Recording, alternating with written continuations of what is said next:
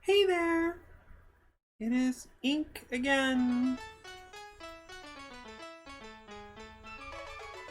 This is music very fitting of my arrival. Ink is pleased. Hell yeah! I'm feeling it. Now I just need somebody to dance with. Hey kitten! Thanks for coming in right away. How you doing today? You got stuff going on today? Are you gonna miss the stream? Just come by to say hi? Yeah, let's dance! Me and Kitten doing a dance. Getting a little flirty and a little dancey. A little bit of this, a little bit of that, you know. Good stuff. How you doing today? I'm pretty good. Oh, just came by to say hi. Well, that's always good. I like that too. Cool, cool, cool. Yeah, is there anything you'd like to chat about? Yeah, I'm really good. Thank you. Kitten says she's good. Yeah, it's a good day, you know?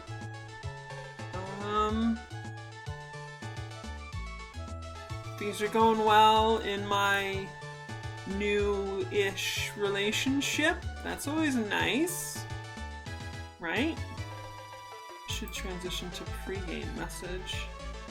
Yeah, I did all this work to like adjust my game messages, and then they just went ahead and got messed up again. I don't know why. I fixed it though, it's fine. Cool. So yeah, I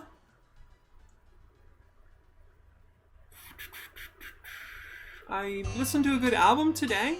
I listened to an abridged version of Tales from Topographic Oceans by the progressive rock band called Yes. So that was, and it's universally recognized as a bloated and overbuilt album. So, yeah, somebody abridged it. They did a really nice job. Kitten says, it's so warm and sunny here. Yeah, it's nice here too. Same. And she says, oh, that's awesome. Thank you. Yeah, you know, like,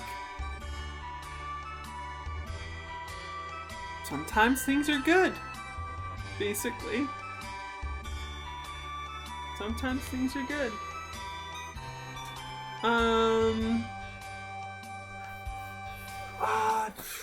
So yeah, I'm thinking I wanted to play something a little different. Not just Link to the Past randomizer. Thank you, Eris. Or, you know, something like that again. Turtles in Time, I've played before, a couple of other things. And I'm staying away from PlayStation games for now because I've had so many problems running the PlayStation emulator on this old computer that I have. So,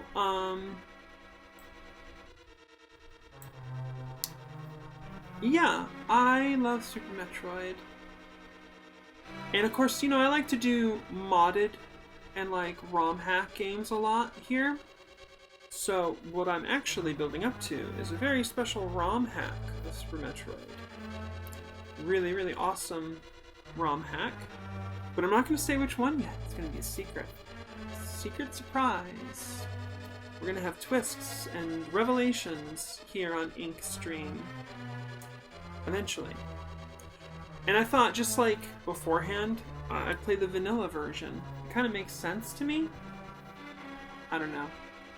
I have not been playing Super Metroid very much for a long time. The last time I played it very much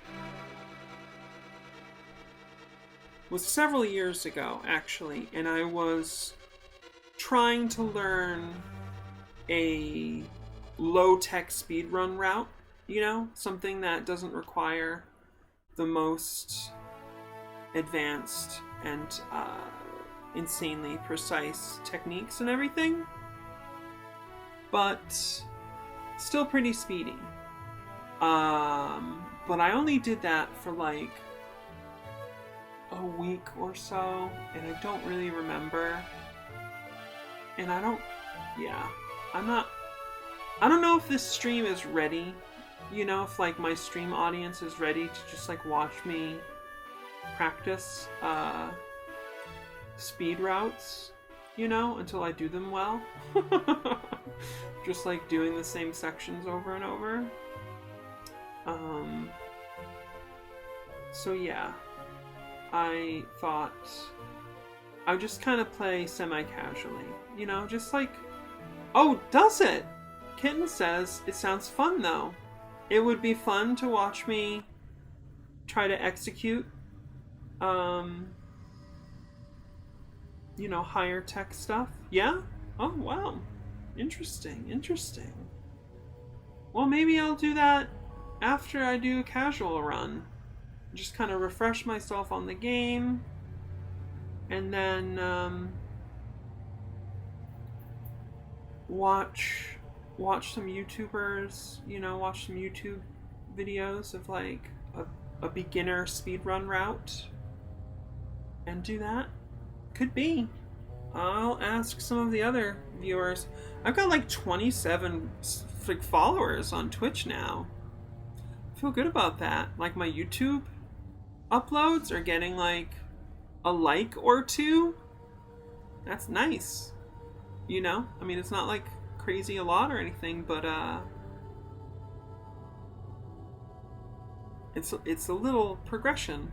A little progression. Yay! Oh, I love that one, that Twitch emote.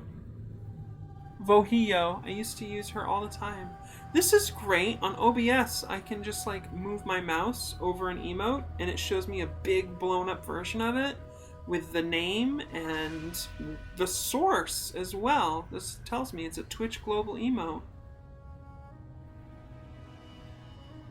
What is her deal? Does she have a robot arm or something? I always thought she was like holding a wrench. Oh, her left arm is down and she's got like a wrench thing strapped to her back. I'm not sure. It's cute though. I've always been a fan of Vohio. Yeah. So Super Metroid though is amazing, okay? Like it's so incredible. So when we talk about Super Nintendo games, it's important to keep in mind that like the Super Nintendo is very arguably the greatest console of all time.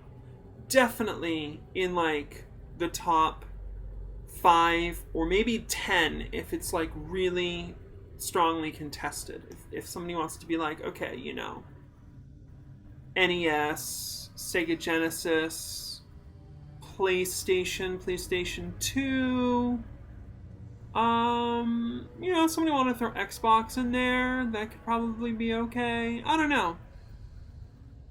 Right? Super Nintendo, though, to me, is pretty much the best. And on a console that is arguably the best, Super Metroid is easily in the top 5 greatest games on that console. So you take greatest console, top 5 greatest games, I mean, come on, you know, the math is very simple and straightforward. It was just amazing when it came out. You know, everybody knew the original Metroid. If you played games at all, you knew Metroid. It made such a splash, you know. You played through the whole game. You think you're playing this badass bounty hunter, and you are. But at the very, very end, during the credits, surprise, Samus Aran is a woman, and has been all along. You know? So it made a huge splash. Plus, I mean, the design, the music, the aesthetic, the whole thing. It's legendary. Not without its flaws, of course. It can be a very cruel and punishing game to play, especially in the US release where there was no save file function. You had to use passwords and it would restart you with like 30 health and no missiles. It was brutal. So when Super Metroid came out, it was such a huge deal, and it is an incredible game. Light years beyond the original, and it's so awesome. So we're gonna play Super Metroid. Yeah, we're gonna do that.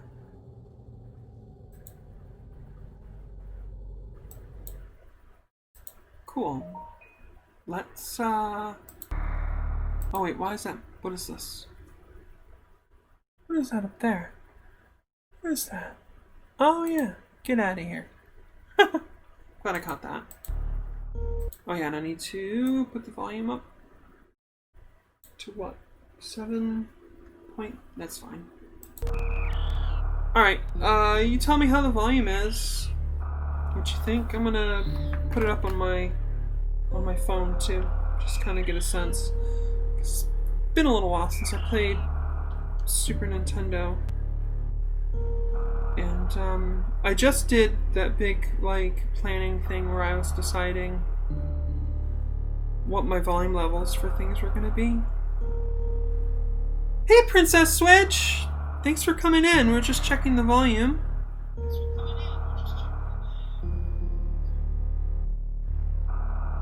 Wow, you could hear that through my headphones. That was so loud. Oh no! That was really loud. That's funny. Alright.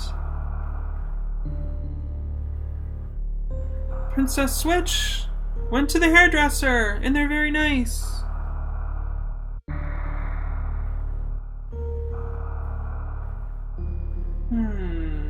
I think we might want more volume.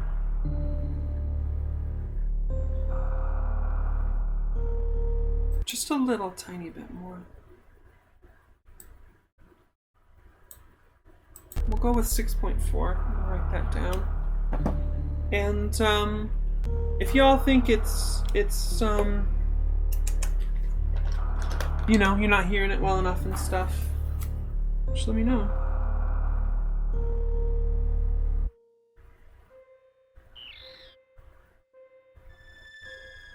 Cool. And I want to turn up my volume a bit here. Cool. Oh yeah! Princess Switch says, to be honest, I should probably have a little me time. And check Craigslist. Yeah, you're looking for jobs. Totally. I don't know if you mean the same thing I mean when I say me time, but whatever you mean by me time, I support you. I'm in support of that.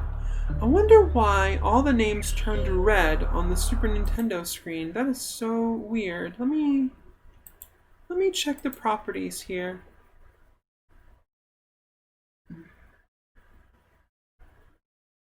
Body, background color, yeah, I don't know. That's really weird. Let me try properties. Copy, cancel. Properties. Paste. Okay. No, they're red for some reason. That is so weird. They're all red. Okay, whatever. Princess Switch says, me time is video games. Oh, cool. What games are you thinking, like?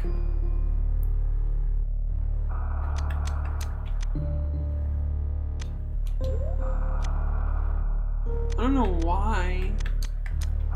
There's like a couple games that all have... Maybe I was like grinding stuff. I don't know. Whatever. Alright, let's start. We're gonna start Super Metroid. Oh god, that's right. I need to decide what controller settings I want. This is dangerous. This is dangerous. Because you can't change this once you... Oh my god. Enjoy the echo. Alright, let's ask the internet. Best control scheme Super Metroid SNES. There's a whole Reddit thread about it. Jump for square?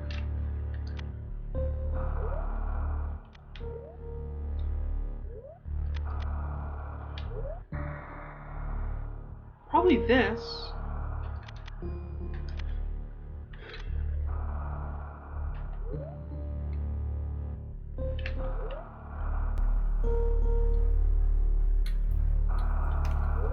I don't know. Interesting.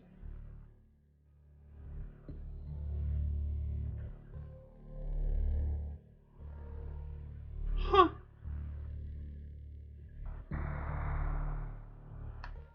Okay. Yeah, I think this is gonna...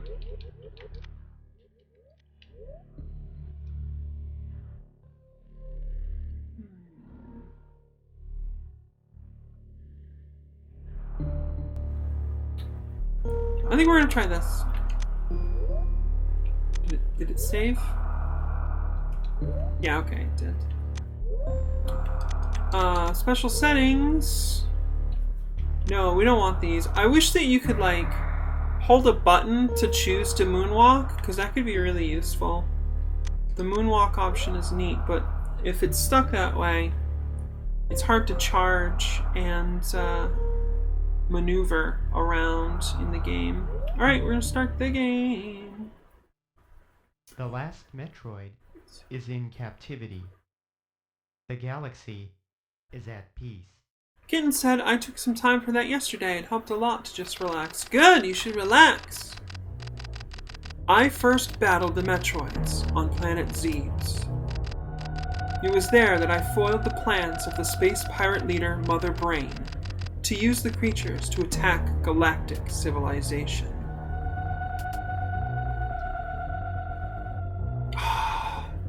This recap is legend. The music.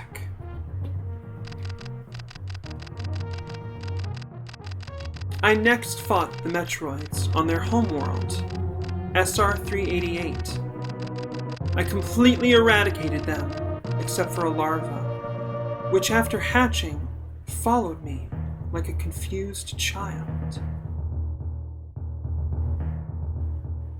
This was so epic for me because I had played through Metroid 2 Return of Samus before this game came out, and I was like, oh, epic! It's getting exciting! I personally delivered it to the Galactic Research Station at Ceres so scientists could study its energy-producing qualities.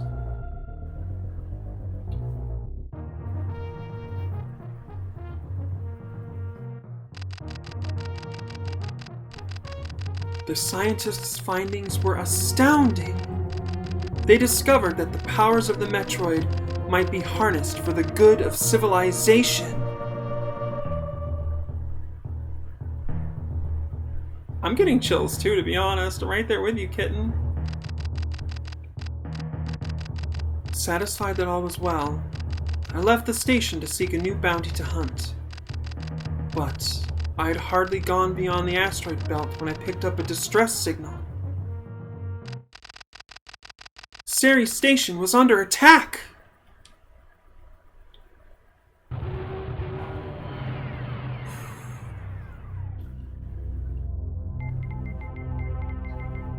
Space Colony.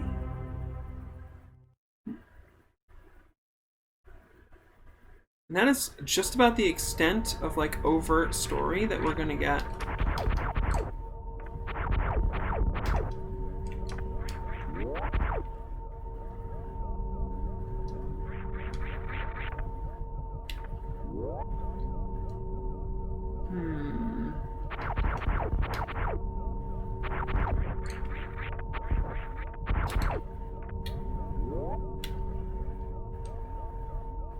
Just kind of getting the feel for the controls. Okay, people are dead, and the thing the Metroid hatchling was in that you see in the title screen is smashed.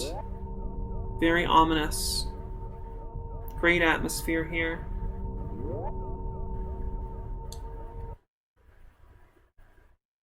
Right, there it is. How'd you get over here? What's going on? Speak to me. What? Oh no! It's Ridley, that monster, and me without any of my power-ups that I just had.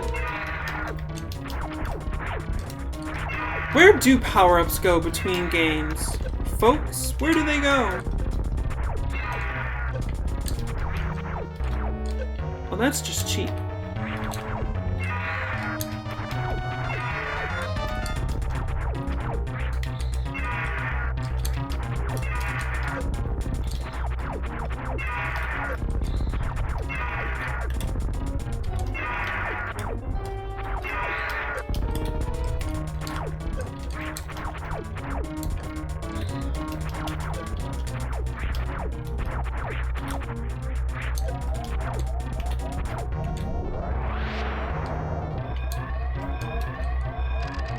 Emergency! Self-destruct sequence activated. Evacuate colony immediately.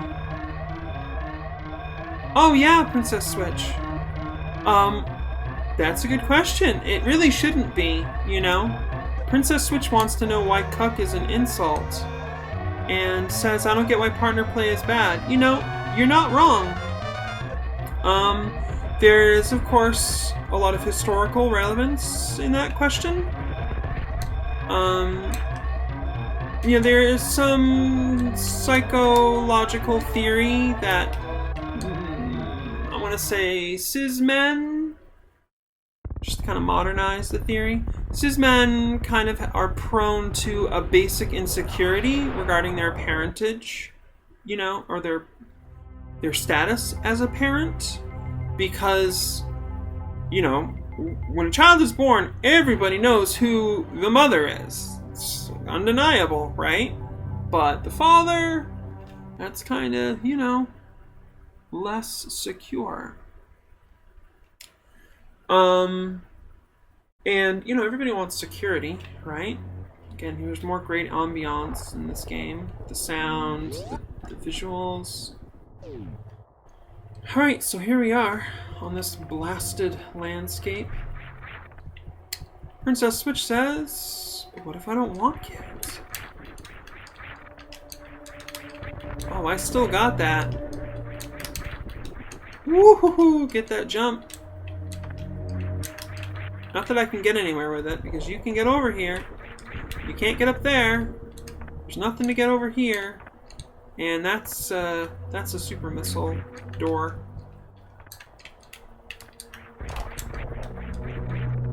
They made it easier to get out of here than it is to get in, though, so that was nice of them. Oh, thanks, Princess Switch. Yeah, you know, I got some... Well, yeah, I flex. It's, you know, you gotta have... It's... Well, flex is a term, but I prefer to call it showwomanship. You know? And look at the bugs scatter when you come inside. There's a feeling that this place is derelict. But also, while we're here, look at the animation of Samus walking on the ground with the rain coming down. Those little splashes at her feet. Ugh. Okay, so yeah. Oh, look at this. Places we can't go. The game is already teasing us that there's going to be things we'll be able to do. That's just great game design. And because you see over here that these blocks clearly are covering up a space, and if you get the right item, you clearly could be able to go through there, then when you see this, you're like, oh, look at these spaces here, and look at that texture. This is probably something I can get through later. And they're, you know, they got that classic Metroid, like, scrolling, but they're showing off that they can scroll vertically and horizontally now in the same screen, which is part of the design of the original Metroid. Is any area you're in, it will become quickly apparent that you can either scroll horizontally or vertically, not both, because of the way it's designed. And down here, it's like even more derelict. There's weirder bugs, and it's like there's atmospheric stuff happening here. And I'm just gonna go down the quick route. Long way down.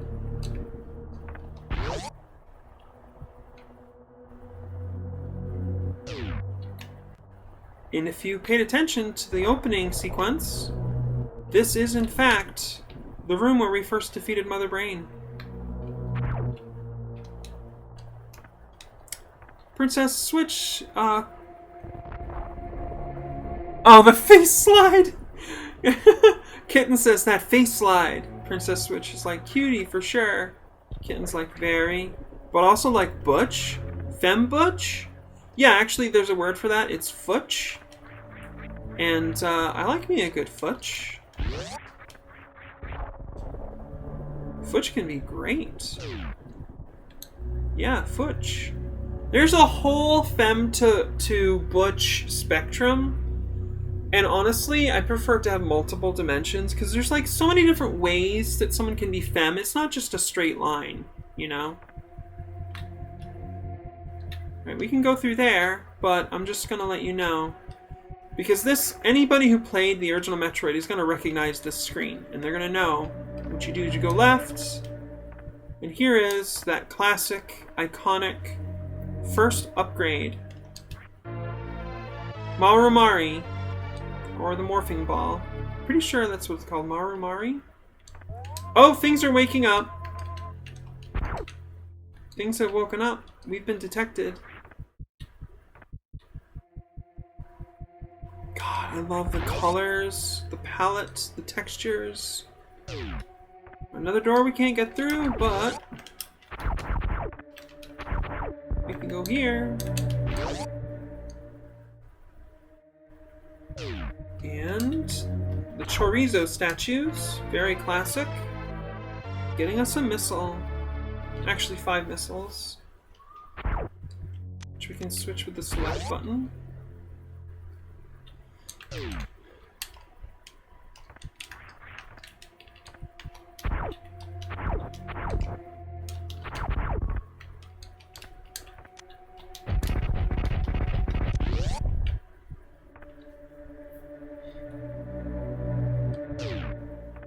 Still, there's these glowing faces, like things have woken up, but there's nothing really... Oh, we've been sighted again. Also, eventually we'll be able to get that. It's like not possible right now, I don't think. Picked it up with my knee. Or my luscious thigh. Definitely one of the two.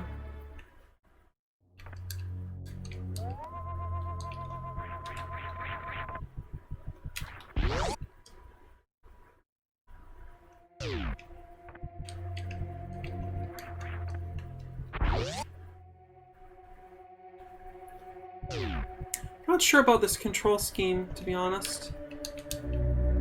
I have my doubts. I have my doubts. I think I can actually potentially change it when I start, when I continue. Not sure. Okay, there's monsters now. They died with one hit. That's pathetic. They have cool laser beams, though. They explode a lot.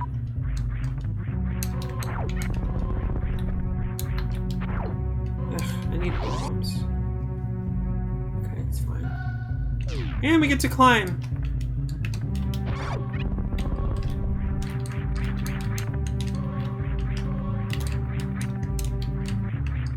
Ugh.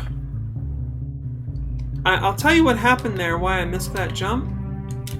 My nose itched. I'm not even lying. Like, honestly, it truly, truly did. Now, see, this is interesting because this is the escape route from the end of the first game. You know? So it's really neat. The very original Metroid, which I have played through and beaten, although not fully legitimately. I think to do that, I would have to do it in one sitting, which I could probably train myself up to do. It's not that long of a game. I could probably do it in 2 hours. I mean, you know, like, I could probably, after training a bit, I could probably get through it in like 2 hours. And the problem with doing the original Metroid in multiple sessions is that damn save and reload. We can't do that yet.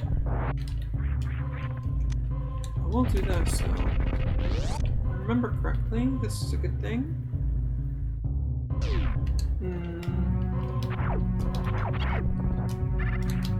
Ooh! Ooh! Oh! That monster takes more than one hit.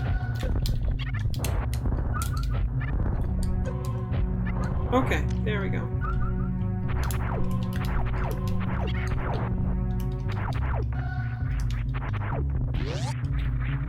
Alright, what's in here? Oh, the map! That's good. I like to get the map during the casual runs. Alright. Okay, there's the save room. There's that, there's that. Yep, we see... We know the names of areas. We are in an area called Crateria. There's an area called Brinstar, Wrecked Ship, Meridia. Multiple entrances to Brinstar. Neat.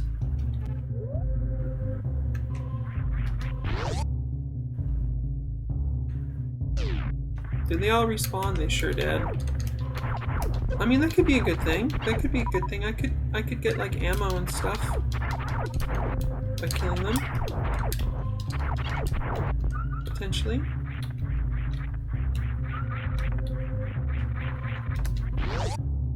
Alright.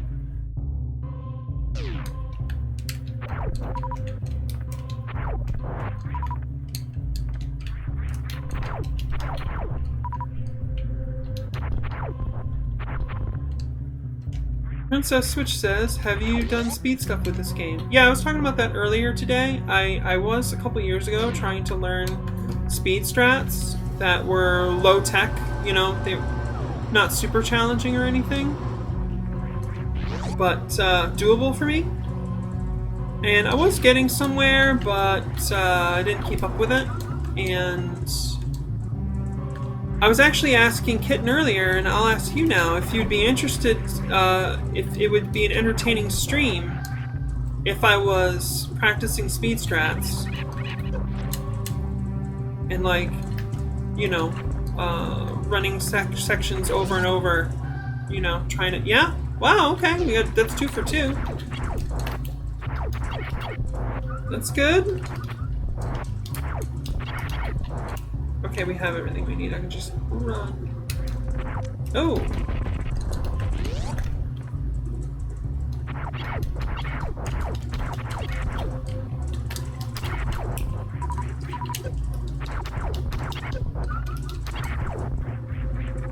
Alright, good enough. Okay, I mean, I might do that after this casual-ish run. We got the bomb! To use the bomb, you transform into Marimari, Morph Ball, and set it with A button. Oh, we can't leave. God, I love the idle animation on Samus here, by the way. Okay, that's terrifying. This is something that's never happened before in a Metroid game.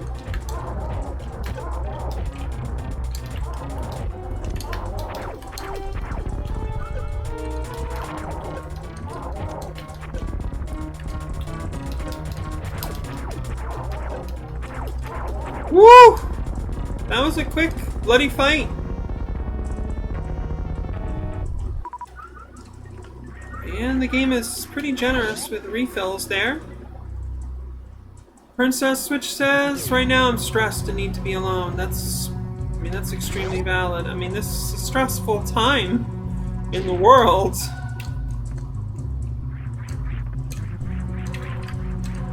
Oh, no, I can't do that. I don't know how to do that. Quick morph. Speedrunners will do that, though. Like, serious speedrunners, they exit this area by going out the way they came in, which is basically supposed to be impossible. It is not.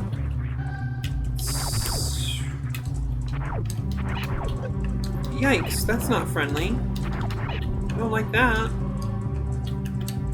Yeah, Princess Switch, I totally know how you feel. I would say, you know, I understand that. Kitten offers hugs because I foster a sweet community full of sweeties. Alright, can we get anything in here now?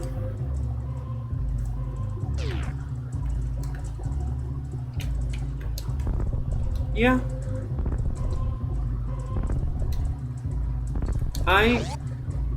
It's not easy to be NB. I've got a lot of sympathy for my NB siblings out there in the trans umbrella.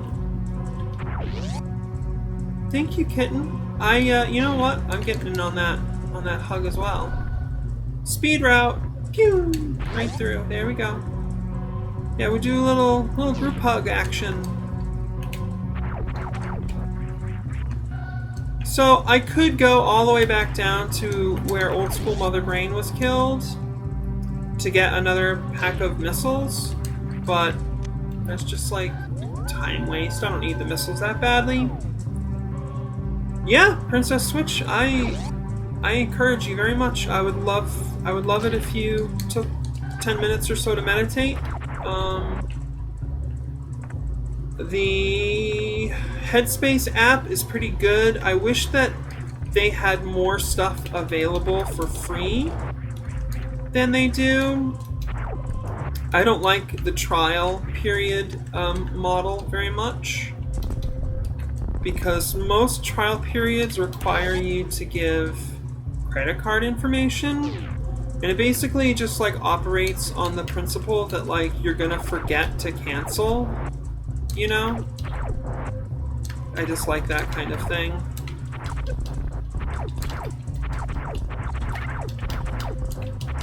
Wow. Cool zippity zippers. Hey, we got an E-tank. Awesome.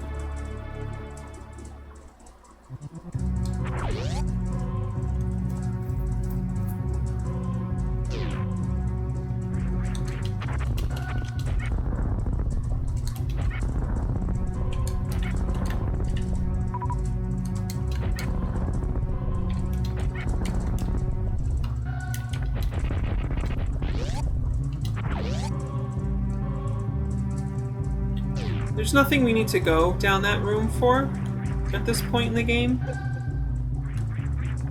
But I figured I would just use the missiles now, and I would have them later. Alright, we're going down to Brinstar. And that classic Brinstar music fades in with a new 16-bit rendition.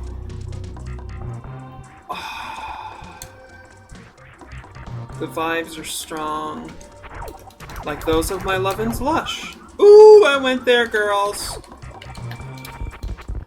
See ya, Princess Switch. Thanks for coming by.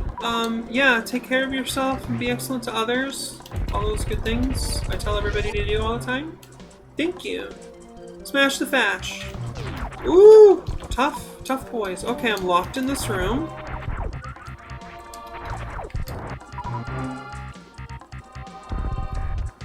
Locked in this room.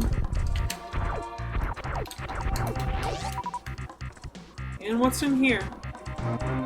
Oh, the map. That's convenient. It's like the first room I came to. Got a map. Alright. This is a nicely sizable area. And I'll just tell you right away, there's a lot of secret areas that the map's not revealing. And, like, the game kind of indicates that to you, because, like, look at that weird strip of land over there that's not connected to anything. And then this one, too. Like, you can tell, like, Meridia's there, but why is it Brinstar if there's... You know what I mean? The game is letting you know there's secrets. It's really a masterclass in game design. Much along the lines of other classic Super Nintendo games, like Mega Man X... Link to the Past, for sure. Yeah. Chrono Trigger. I'm just listing my favorite games now. All my favorite games are brilliantly made. Did you not know that? Had you heard? They are amazing. They are worthy of me. And so are all of you. Oh, that's right. This room. Can't get over there. It's fine.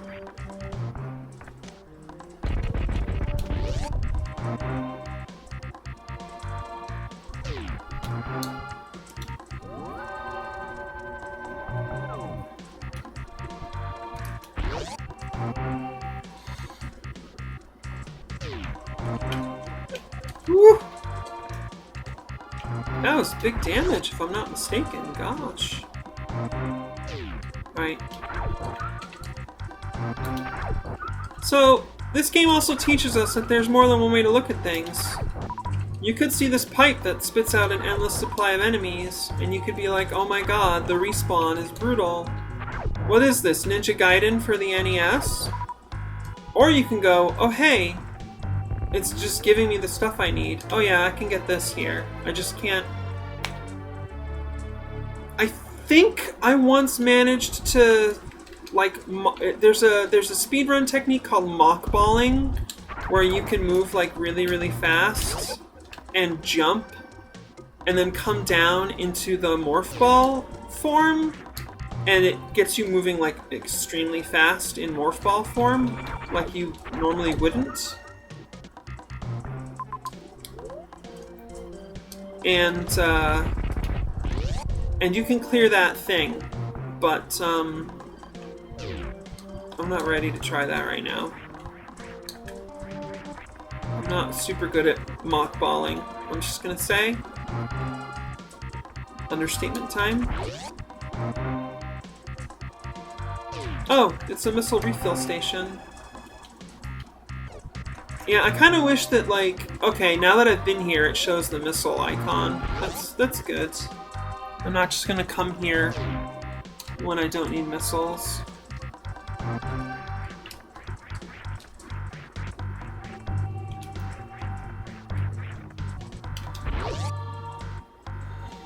Yeah, Coffee Cat, aka Kitten, says that sounds really cool. Sounds cool and hard, and that's exactly right. It is both of those things. Hello.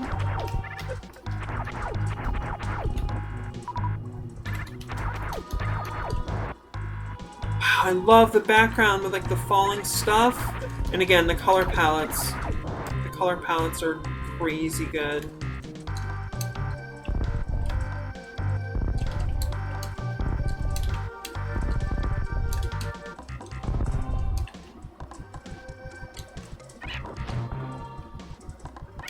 Yes! Kitten says, I love the aesthetic, getting Nausicaa vibes. It cannot be overstated how impactful Nausicaa of the Valley of the Wind was.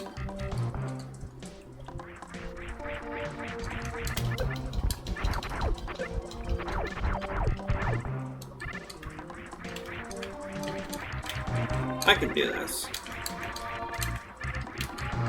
Come on.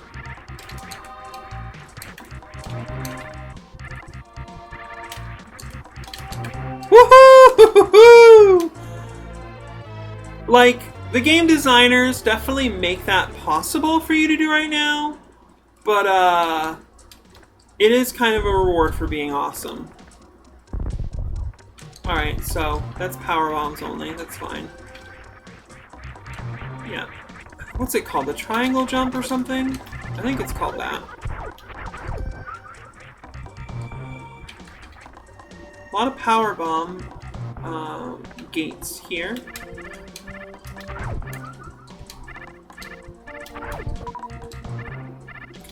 If you want more Nausicaa vibes in classic video games, I cannot recommend the Nintendo action RPG Crystallis enough.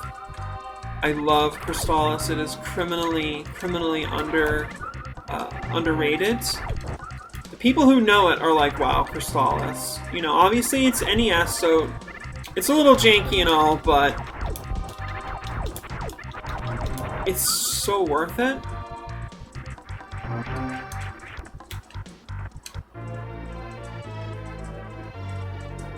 Incredible aesthetic, great themes, the music, yeah. Crystallis is great. Charge beam! We're more powerful now. Unlimited power! Can't do anything there.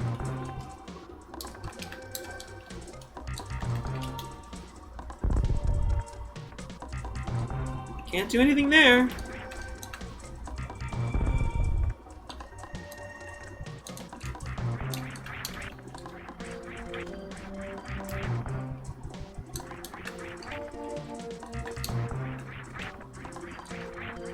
And this is when the game starts to teach you, like, you're going to be doing some backtracking, okay? Get used to the idea.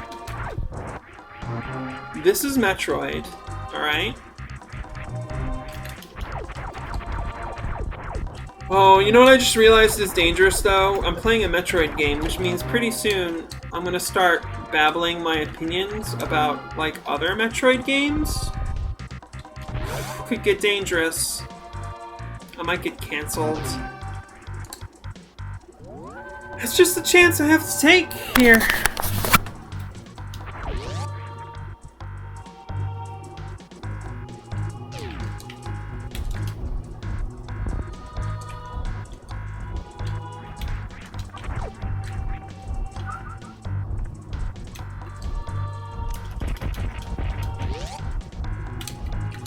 know.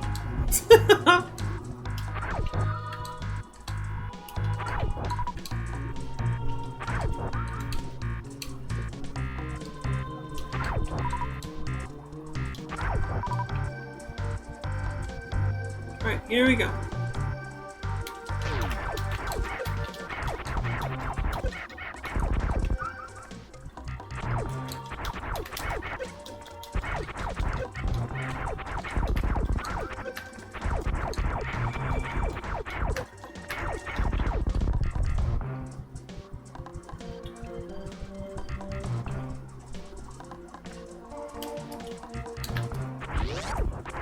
Oh yeah, I forgot I have charges already. Oops.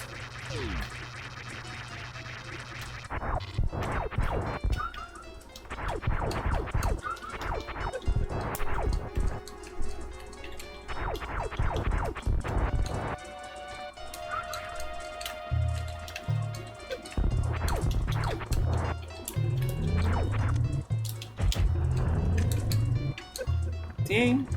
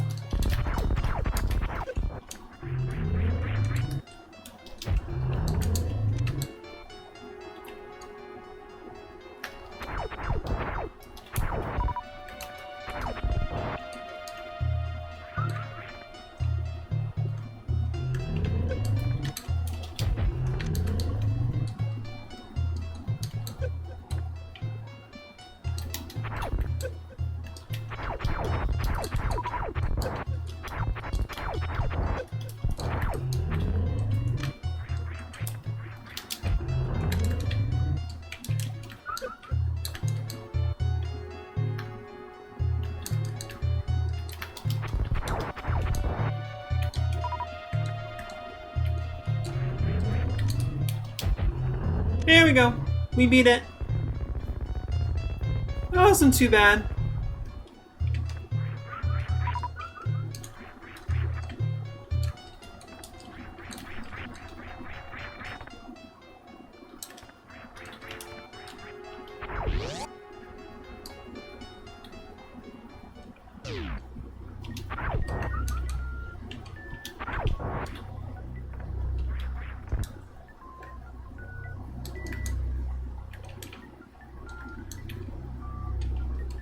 Interesting, you can kind of slow your fall.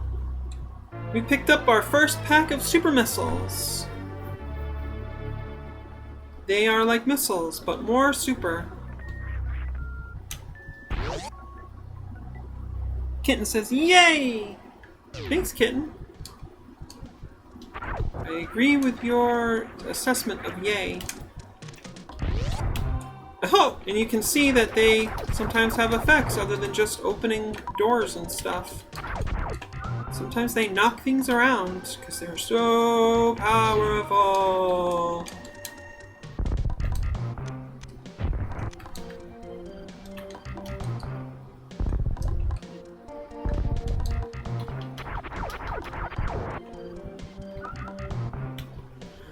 Alright, where do we want to go next? I think we want to go to bio break time. Oh my god, how did that get all messed up like that? I just don't even know. Bio break? Oh right, because there's also this one. Thought I was going to be cute and smart and funny with this cute and smart and funny bio break message. And what we bio broke was my heart. There. That's probably good enough, right? Sure, that's cool. Okay, yeah, I'm gonna do a bio break and Then we'll play some more, basically.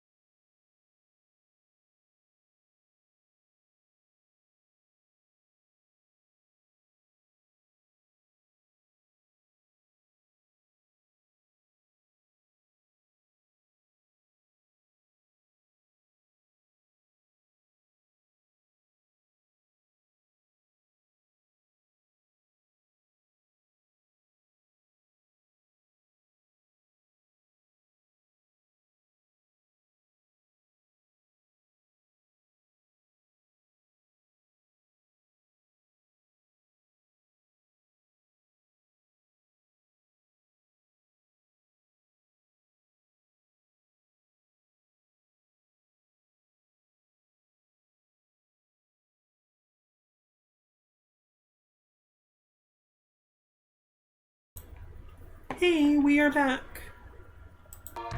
I'm back from my break. So there's actually a lot of places I could go right now. But where's the smart place to go? Kitten says, Woot! I remember when Woot was a new thing back in the 90s. That was a special time.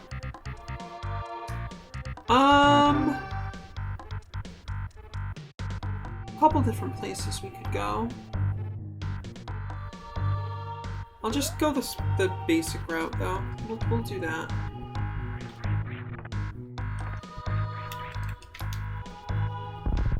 Yeah.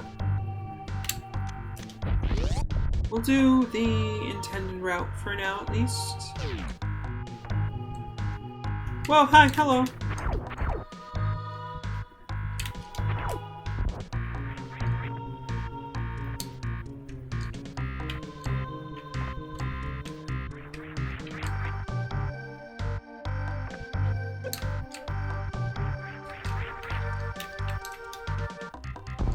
Nice! We found a missile pack.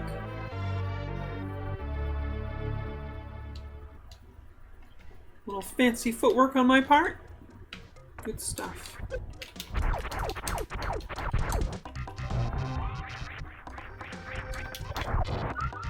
Yeah, that works really well, actually.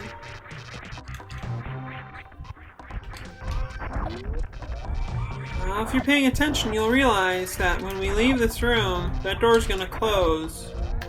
And we won't be able to go out through it the way that we came. So we are locked in now. But that's probably for the best.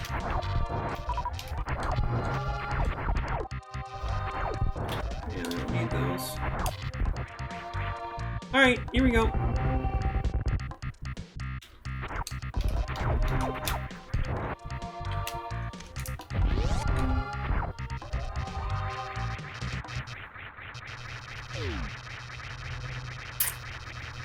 We could go up, but I'm not really going to get anything from doing that right now.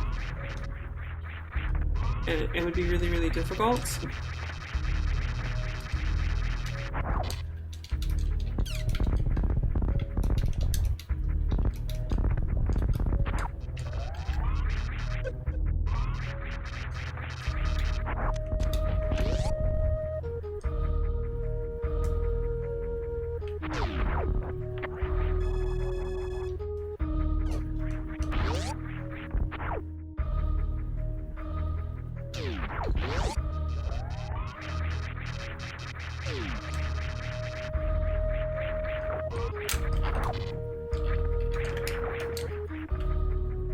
Getting some taste of the water physics here.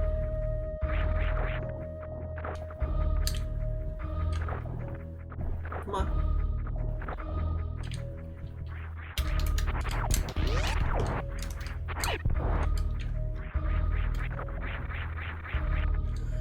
Whew.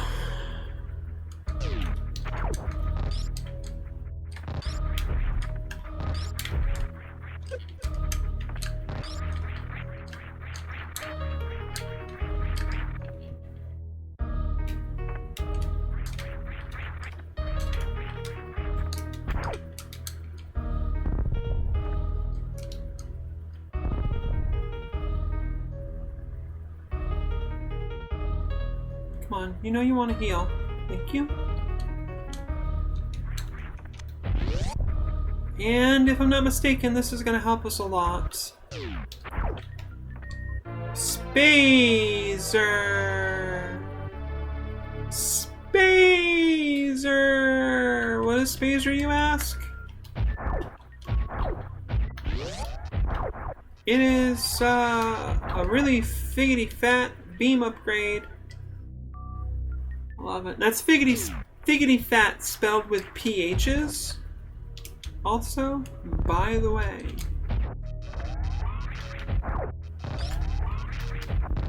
Still can't kill that thing. What about this? Yeah, get wrecked. I don't like you. I want you to be dead. There's another one. Nice! Sniped him. Woo!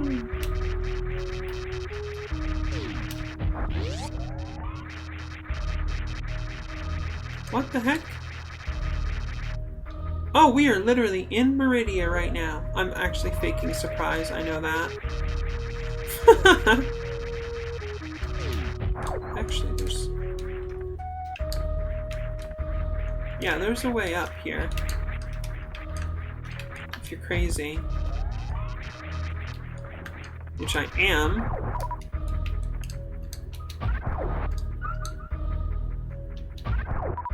Nice. Very nice. Feed me super missiles!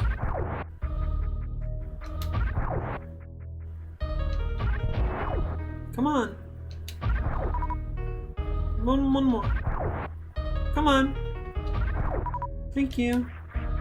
And as you see, you can't get in through the outway. That's fine. That would be suicide, basically.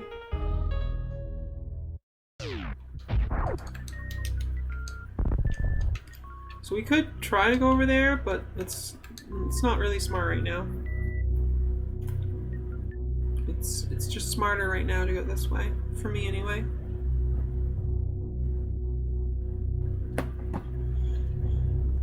We are in a different area. More foreboding. It's called Norfair.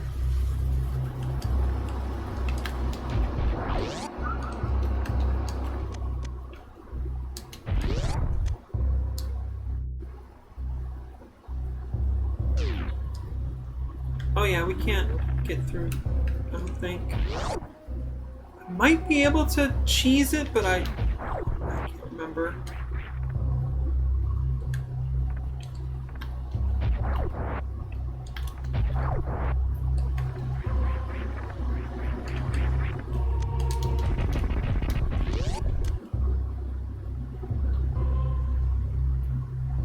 boy!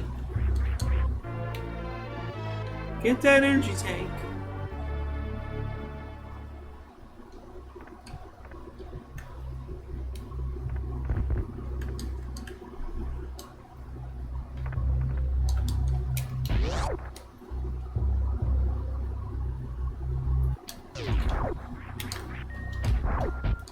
High jump boots.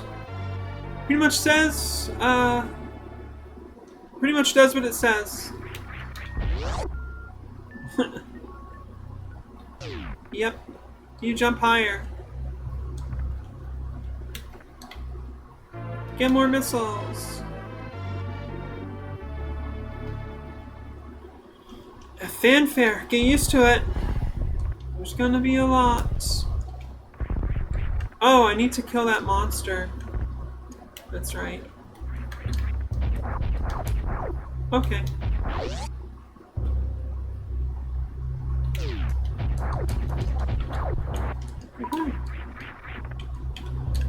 What was this up here? There's something up there, I think. Probably a save point.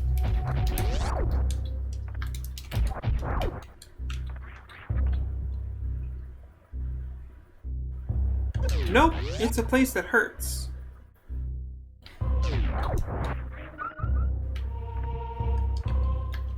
So there are places in this game that just hurt. Just hurts. Hurts to be there. And I'm like, I find this to be very relatable to my life. Is there a save point here? Yes. Wah, wah, wah, wah, wah, wah, wah, wah, wah, wah. And I'm pretty sure there's more sequence breaking that we could do, but I don't really want to right now.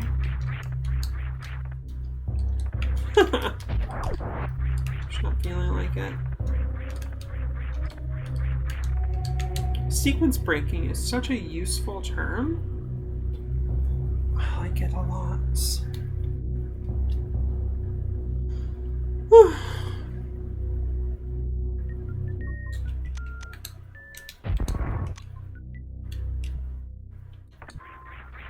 Okay, that's horrifying.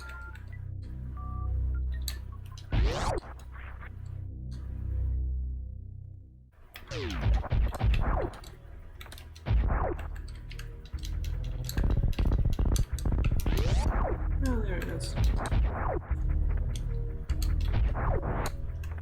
Locked door.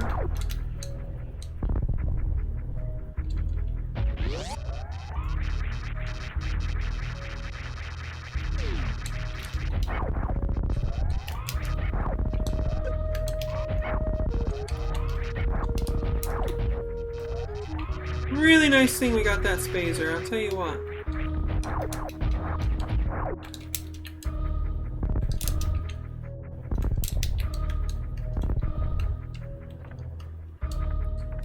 Are all the hidden parts just memorization? I mean, they're kind of implied in some ways.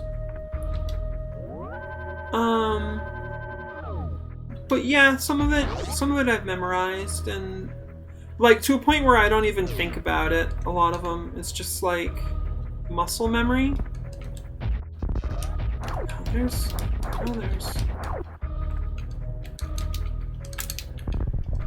Oh, hi.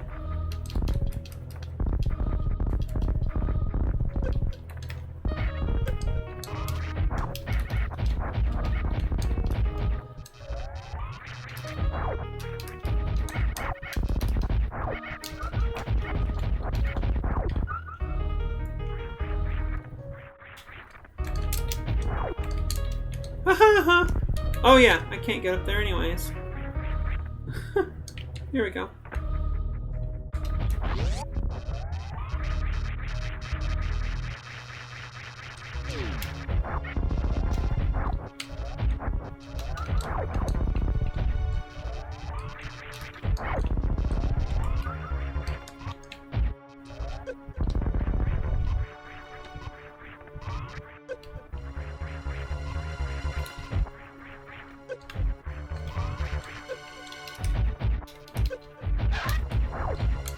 Okay, apparently we're fighting the boss. That's pretty much what he looked like in the first game, and he's dead because my spades are so powerful. Oh, wait, there's another room? Oh, this must be where the treasure is. Although you'd think the music would be more intense if we fought the boss, right? Interesting. Refills. That's helpful. I can't use them though, because I'm all full of everything except the thing it won't give me. Oh, but these might. You gonna give it to me? I'll try, like, oh, there it is. Good, good, good. Oh, there's like an old dead dude here, or maybe a woman or an NB. Okay, that looks vaguely threatening. We're gonna go get another super missile here.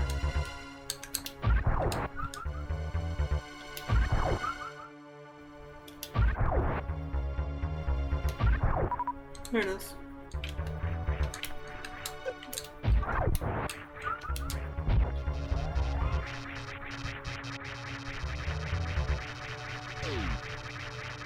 Okay, a lot of spikes. Kind of a bright area. Okay! Oh my gosh! Ah! Ah! Okay, obviously I know what this is. Right? And I gotta tell you, when this came out in the 90s, this was just unreal. Crazy.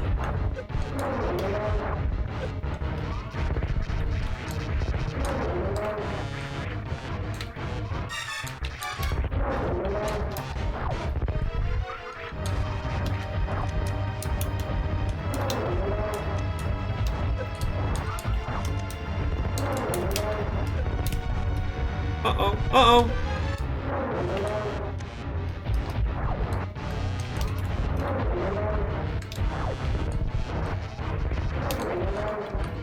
Ah!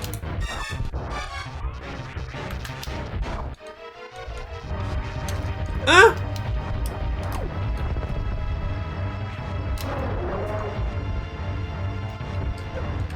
Oh no!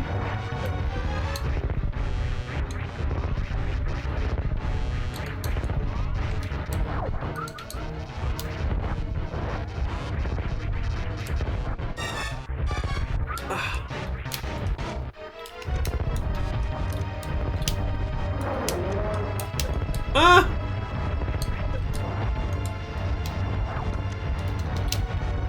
Hey, we got him! Get wrecked! Woo! That did a number on my thumb.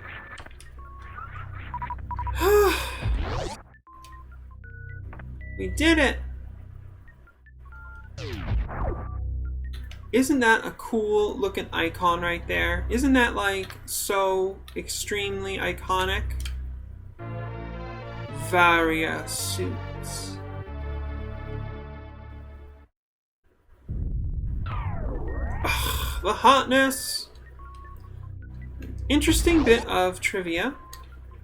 In the original Famicom NES Metroid, the Varia suit was just a palette swap to indicate that you were stronger and took less damage from everything.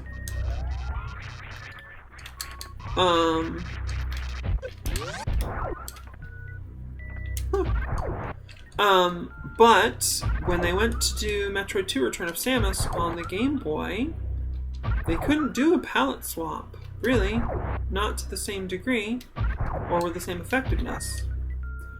So this design change became the thing with that installment, with the big shoulder pads and stuff. Yep. And that's, you know, that's your iconic Samus look with the big old shoulders at this point now. Which kind of makes her look like a ship. Which first appeared, if I'm not mistaken.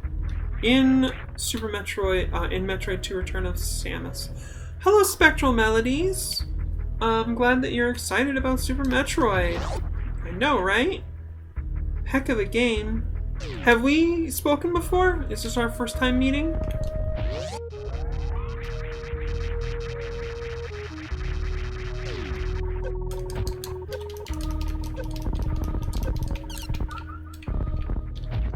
Oh, hey, Simply Okay.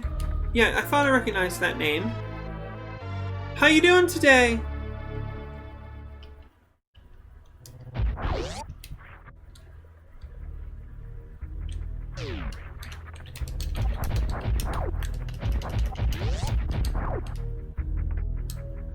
Did your family have a Super Nintendo before you had the PlayStation back in the day? Aww, Spectral Melodies says she's really excited to see me streaming. Thank you. No, right? It's gonna be a little bit relatively shorter of a stream today. But, it's gonna be good. So, again, there's a lot of things we could do.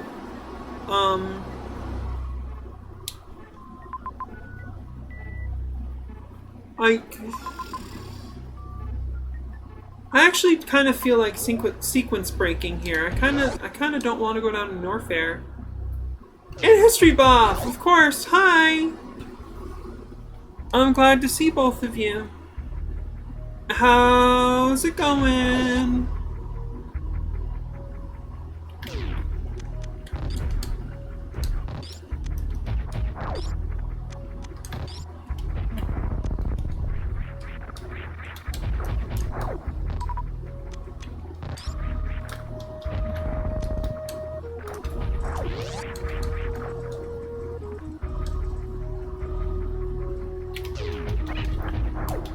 Nice, it's a beautiful day outside, isn't it?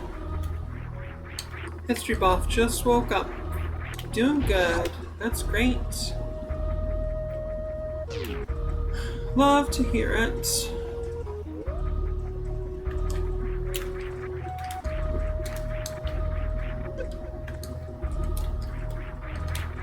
I don't think I can do that.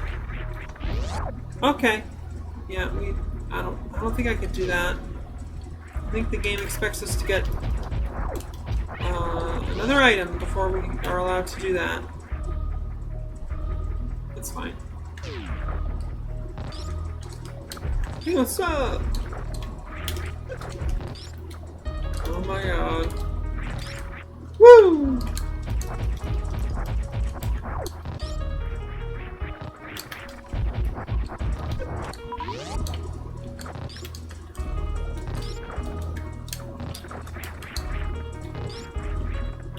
History Buff says this game was too confusing to me as a kid. I mean, I won't blame you, right? Let's see.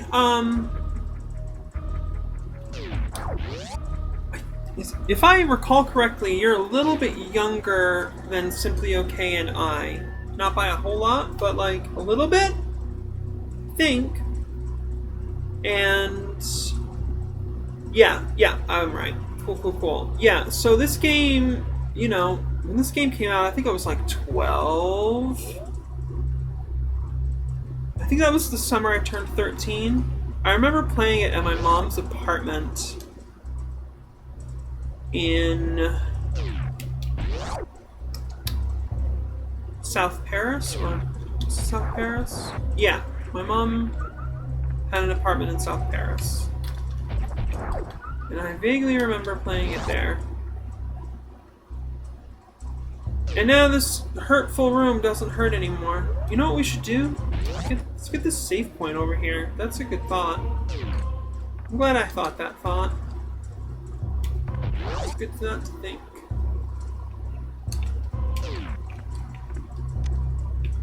Wait, no. I take it back. I take it back! Let me do it. Oh. That's frames lost now, isn't it? So yeah, this game, you know, it's challenging, especially in places. I remember specifically there was an area in Lower Norfair that I could not figure out. I must have tried to figure that out for... I mean, it felt like 2 hours, so it was probably like a half an hour, you know? But I actually went ahead and I called the Nintendo helpline. Oh yeah, you're not supposed to be able to do that, but I just did that. That was sick.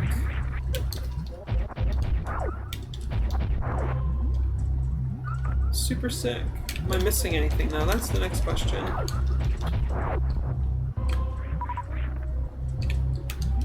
No, I just, you know. Oh, yeah, yeah. I mean, there had to be for those old school Nintendo games. Yeah, you could call a phone number. I mean, it charged. There was a charge. I don't think I even asked my dad in advance. I was just like, I'm doing this. This is what's happening.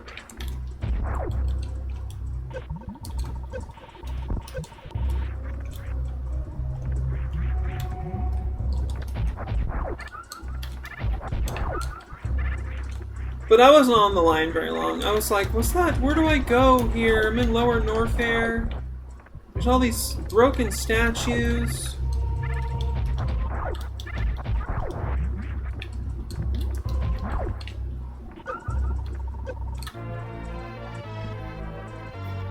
So in this game, though, you can get an item called the X-ray scope, and that will reveal nearly every secret in the game. There's a couple of weird secrets that are achieved through exploitation of a couple of seemingly innocuous game elements. But pretty much everything you can get with the X-ray scope.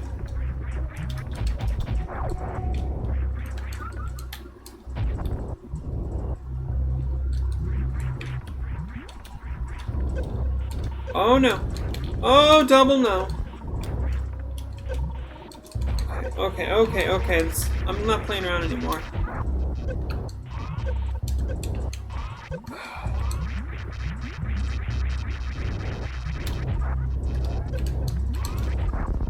Alright, I got that one.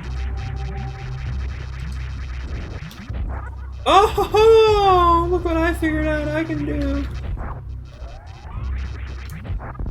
Yeah.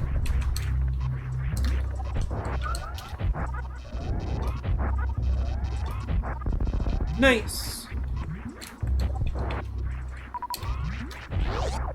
History Buff says, then again, my mom didn't really give us time for these games. Yeah, that's a whole... Yeah. That's a thing that happens. What's over here? Is this another save point? It is. Did your mom keep y'all busy doing other things? If so, what? I'm curious.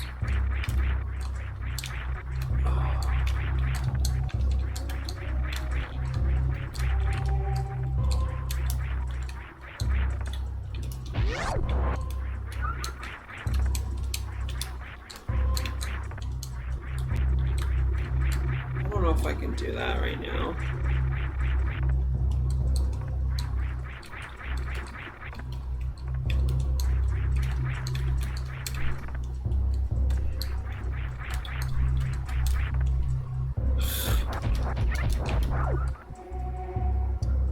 History Buff says, send us outside. We figured it out from there. That is old school. Yeah. That's pretty classic.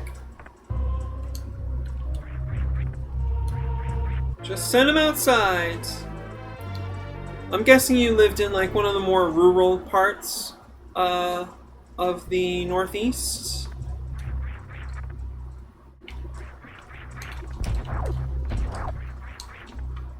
New England area.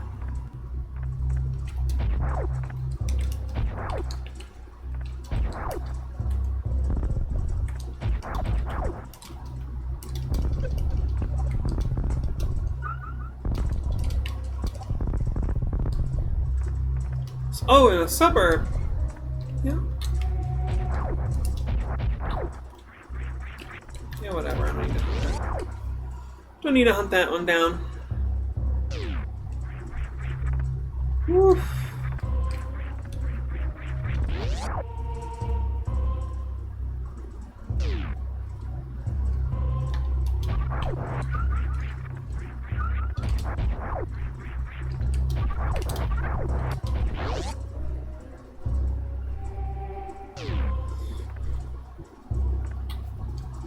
Did you live in one of those like areas that looks like the neighborhood in the movie Poltergeist? Oh my gosh, you are a thing, aren't you? Dangerous.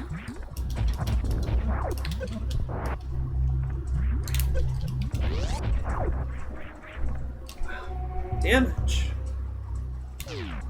It's a really good thing I have the variant suit. What's down here? This is obviously... yeah.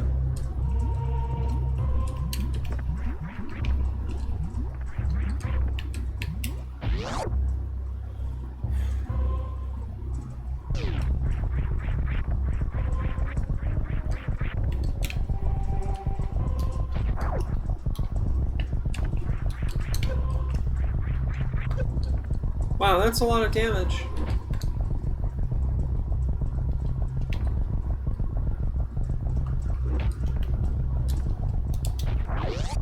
Okay.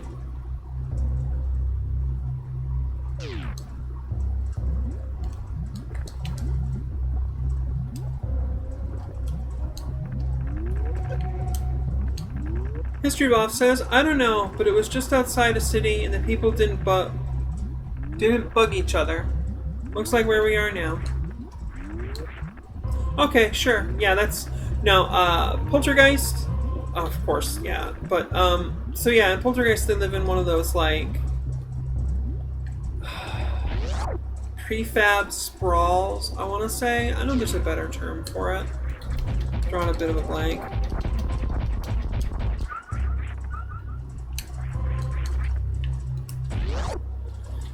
Whew.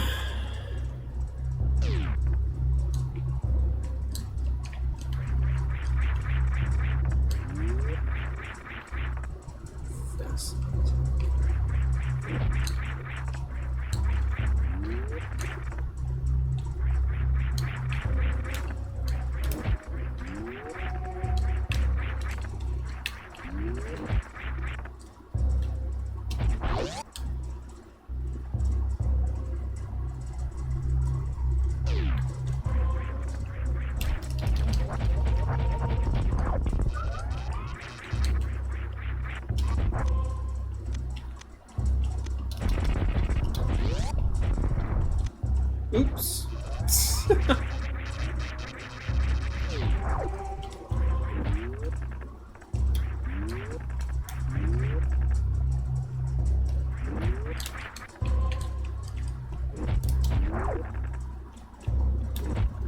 Cool. Got that missile.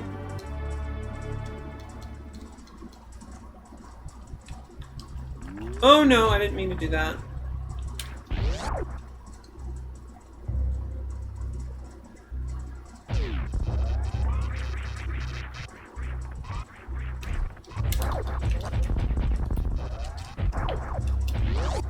Alright, let's try this again.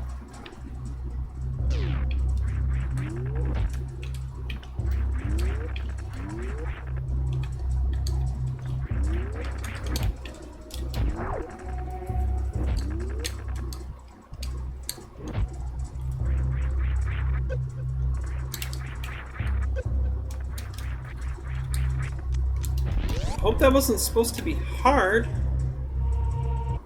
Hello. We got the wave beam already! Awesome!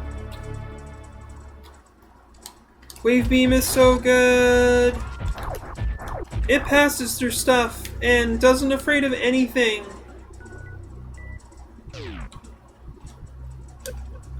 Yeah, whatever.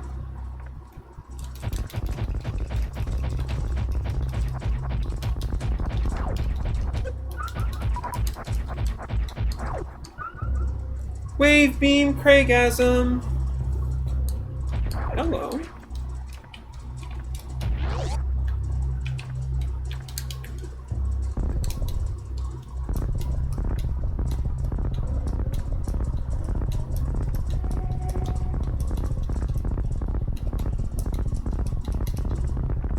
Huh.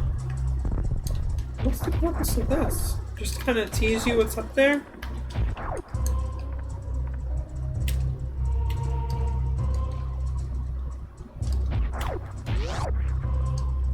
Yeah, wave beam, that's gonna help a lot.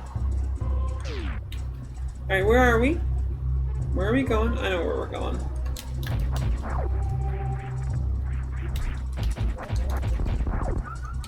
The damage output, though.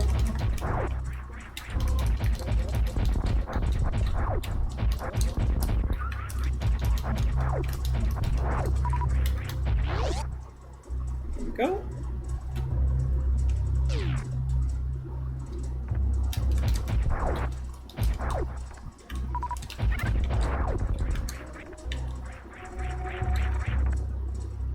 Spectral Melody says, I used to play this at my uncle's house. He was the only adult we knew who played video games. I actually had a similar experience. My dad's best friend, all through public education, or from like junior high or something, they were friends for a long, long time. They were still friends when I was a kid. I think they're technically still know each other. I don't know how much they're able to see each other anymore or not, but you know. Anyway, growing up we always called him Uncle. He was Uncle, you know? And he was the same. He always had the newest video games, all kinds of cool stuff. That missile pack is pretty much a secret. Like, you'd have basically no reason to look there unless you have like an eagle eye or some kind of thing.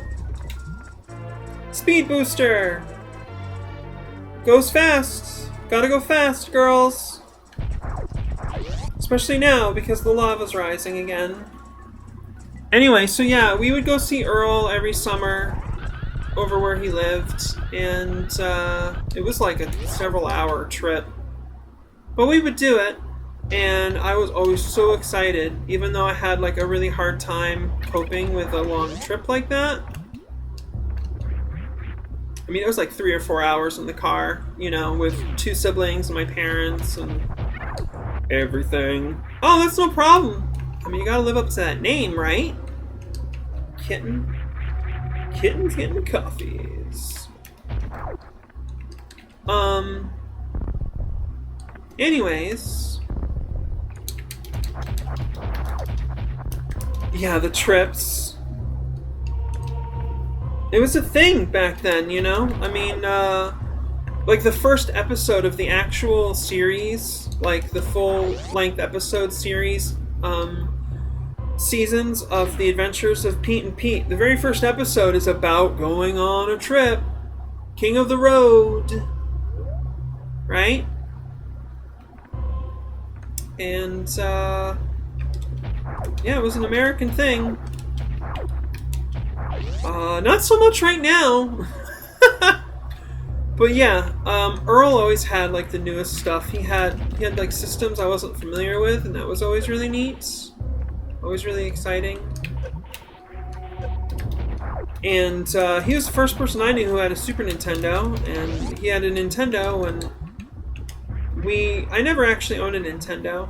I just played at other people's houses. So, yeah, I was always really excited to go see Earl.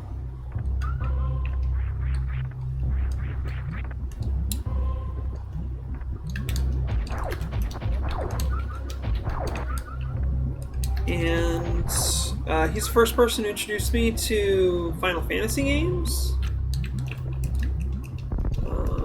You know, it's the first place I played any Zelda games. The whole thing. I'm very grateful for him in our lives. And he's just a nice guy. You know? I mean, like everybody, there's flaws, I'm sure.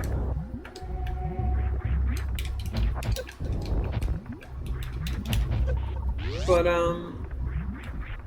laid back. Spectral Melody saying, Earl doing the goddess's work. I mean, you're not wrong. What's in this room? Nothing. Well, I would like a refill.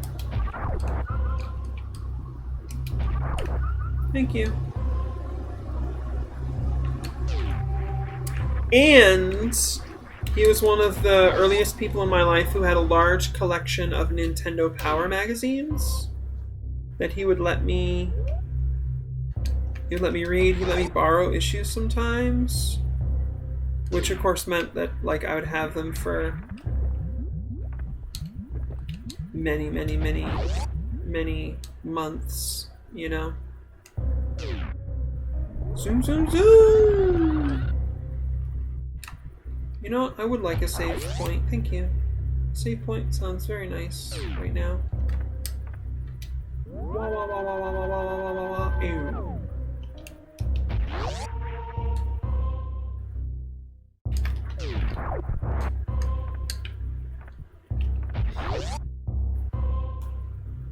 Yeah, isn't it like a very special classic sound save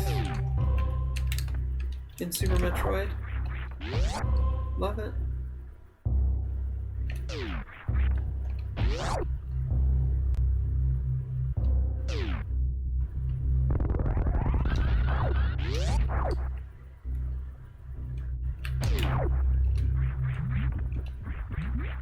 I'm so out of practice in doing my speed dashes and speed booster moves and stuff. Oh, hello. Yeah, taste the wave.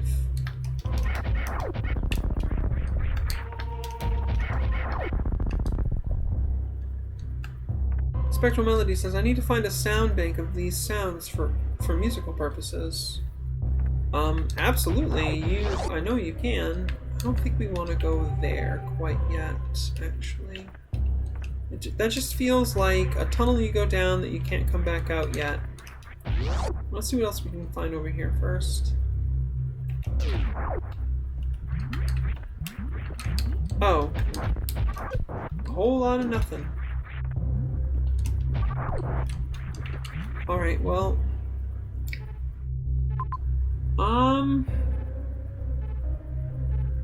No, it's still really not worth fighting over this. Alright, we'll do this. Yeah, I know you can find Super Nintendo music emulation. Chiptune people, you know, do that, so you should be able to do it.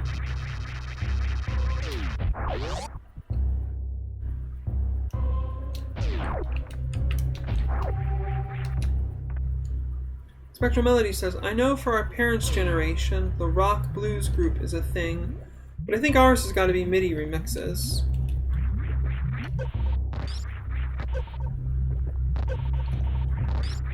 Why am I doing this? I don't know.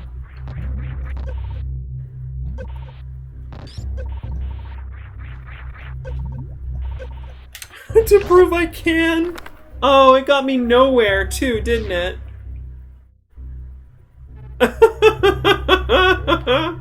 That was dumb of me. Probably gonna die here in a second. Oh, thank you for the 5 hit points. Oh, you know, hey, geez, are you sure you can go without? Don't give too much now.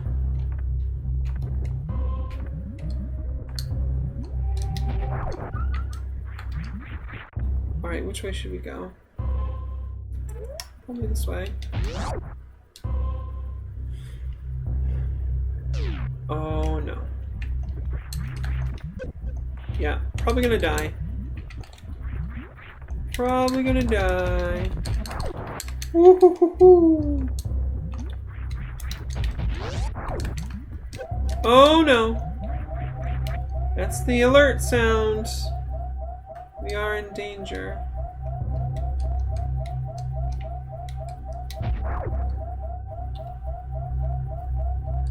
Okay, we should be fine.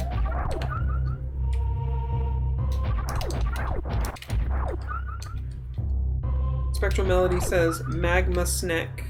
I mean, you know, the shoe fits. Get a different snake, because snakes should not fit into shoes.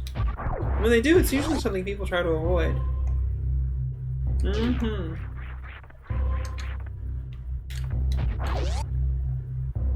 Hey, we got out of that one by the skin of our teeth. That's not too bad.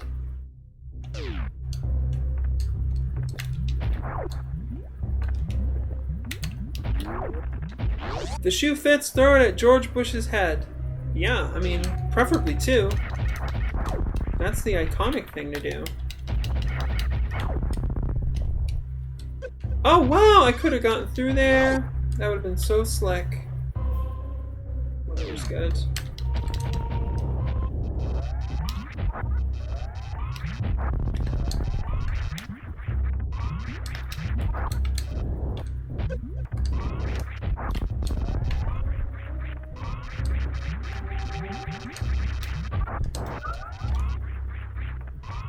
I'd love to get some more super missile packs. Alright. To go up or down?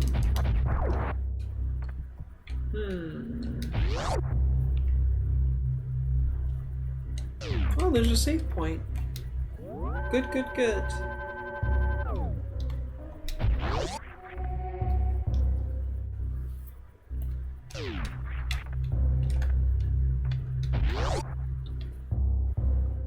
Don't lock behind me, please. Okay, it didn't lock behind me, good.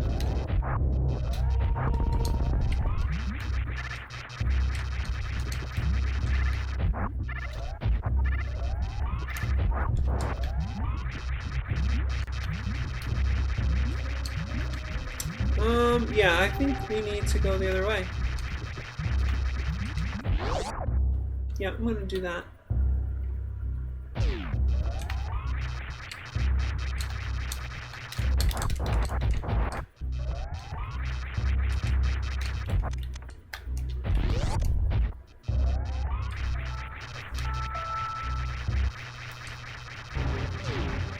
Okay, that's boss music.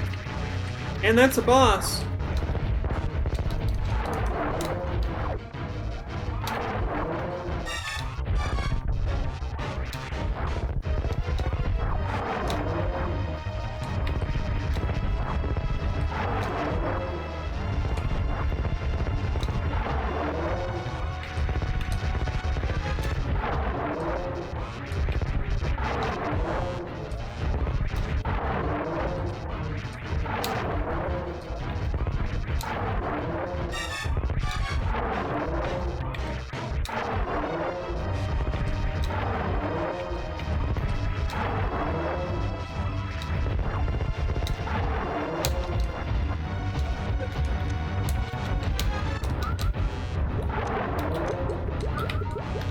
Oh, icky!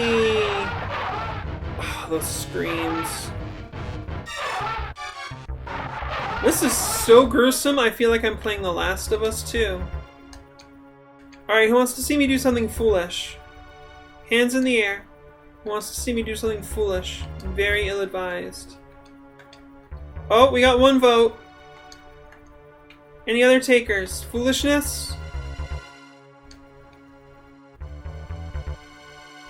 Okay, that's two. Yeah, Spectral Melodies. What's that thing called? Crocomire or something? It's terrifying. Okay, that's three. Yeah, we're gonna do it. Woohoo! That was pretty well done. Unfortunately, the other way is not so good.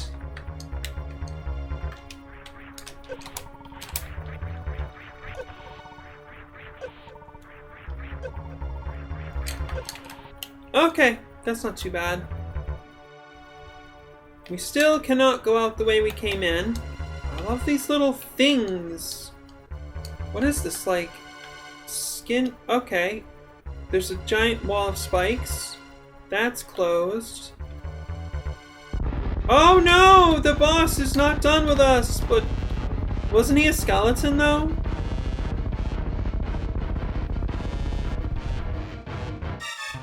Whoa! Ah!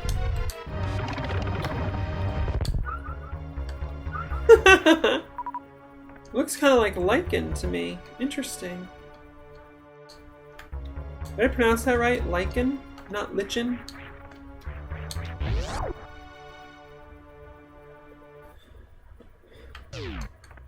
Okay.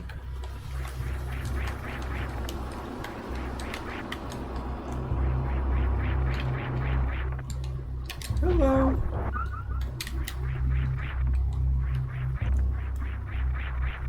Oh, so close! I can taste the forbidden fruit. Nope, that's not gonna do it.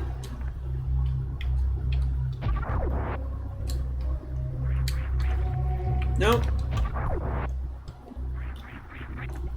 Nope.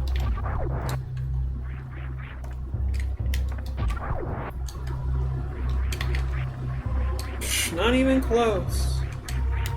Spectral Melody says, has anyone done that scene where the boss comes through the spike wall but with Rick Astley instead?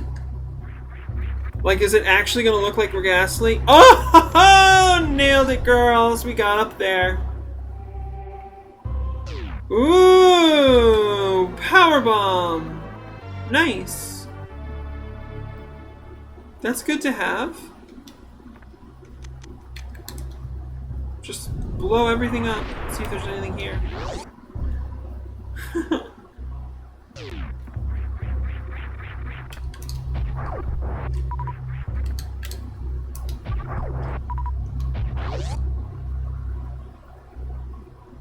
Yeah, put his face on the monster. And like when he comes through the wall, use the part in Never Gonna Give You Up, where he's going like, never gonna give, never gonna give. That's my favorite part of that song. It's so cool. Just use like the first never gonna give. Just have like him burst through the wall and it just goes, never gonna give, and that's the whole thing. Boom, you nailed it. Perfect meme. I mean, that song is kind of awesome. We might be in trouble. I might be on the verge of singing this song right now. Okay.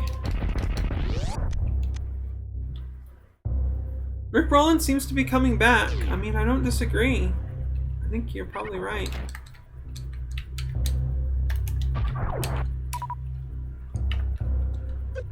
Oh shit. Woo! That hurts a bit too.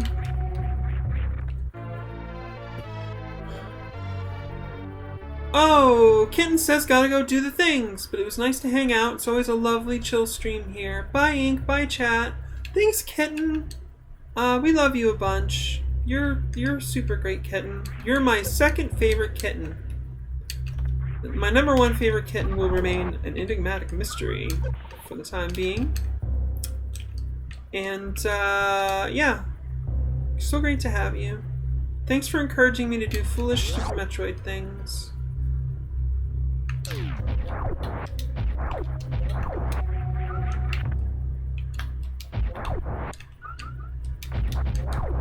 I know I can count on you to take care of yourself, be excellent to others, and smash the fash. You're super good at that.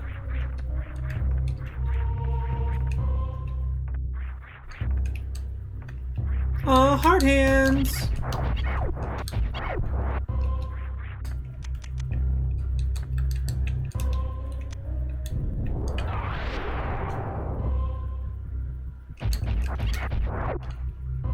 Right.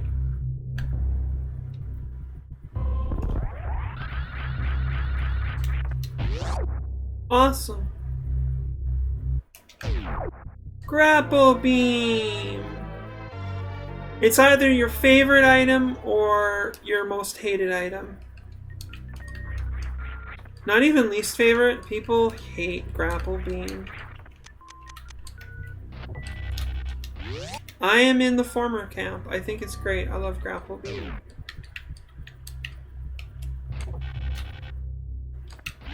Yeah, some of the physics are kind of weird. So what? It's Super Metroid. Okay, that doesn't work. Catching it with my face seems to work. Hey, if I tickle your face, are you gonna stop?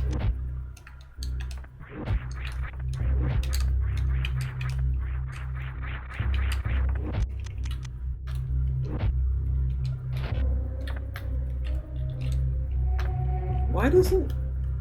So normally, if you press aim diagonal up and aim diagonal down at the same time, you point straight up. You can do this cool move that looks good. But if you are holding this and jump, it defaults to the diagonal up. However, if you're jumping and you press up, it will aim straight up. What's the idea there? I disagree with this. I disagree with this.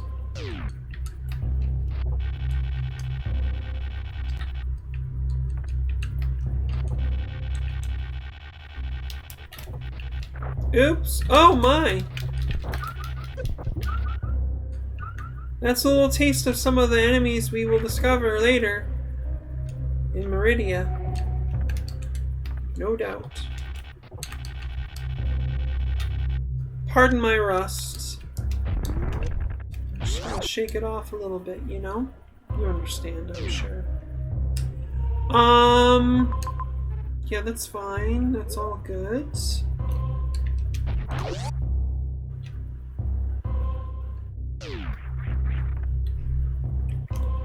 So you eat the enemies? I mean, basically, right?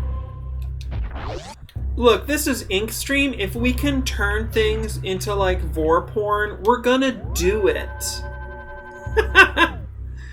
Spectral Melody says, the grapple beam is useful, but hard to get used to. I don't disagree. It might have been a good design choice to give you a little bit more areas to, like, just play with it when you first get it. I don't know. I mean, I think also part of the design of this game is the challenge. Like, they don't want you, I think in certain parts of it, to get too used to certain things. You know? They want you to have to work things out, basically. That's what I think.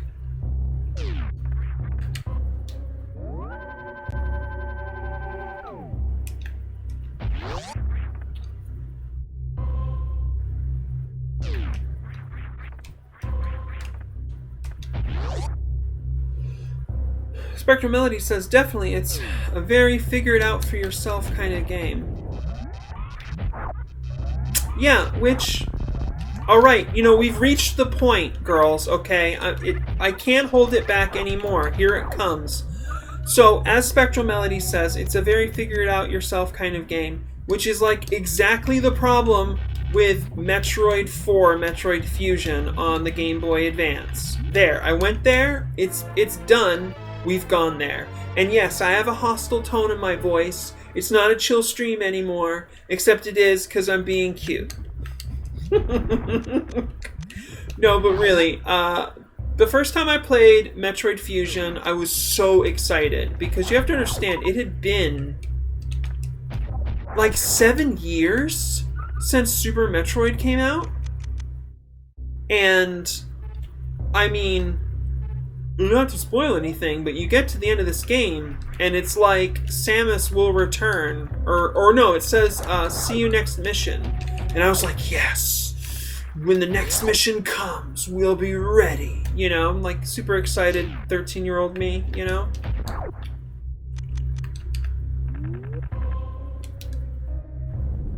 Hey, we made it through. Oh, yeah, I gotta do the other thing. I forgot. Sorry. We'll try again. Because I definitely need what's here before I move on. Definitely need it. So, yeah, the first time I played Metroid Fusion, I was very excited and I loved it a lot. and I thought it was great. Yes. What's called SAX. There's sort of an evil Samus. It's like, now hold on. How do we... Interesting. Interesting. How do we get over there?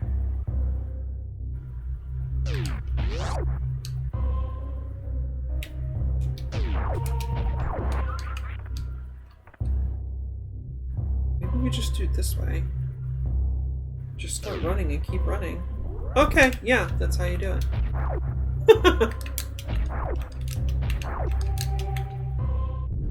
Oops. Oh my, I'm almost out of power bombs. That could be bad. Better be careful. We're not ready for that yet. We want to go over here first. What's really spooky is... Okay, so first of all, the original Metroid came out when? In like 1987 or something, maybe? 88? And then Metroid 2 was like 1991, I want to say, and this was like, what, 94? Yeah, that sounds right. And then, yeah. Hold on. Maybe I was supposed to go the other way first.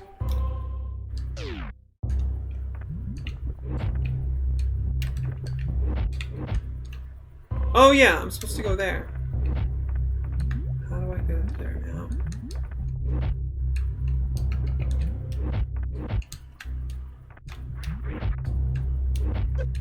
Yeah, I took the damage. I don't even care. Alright, we do it this way.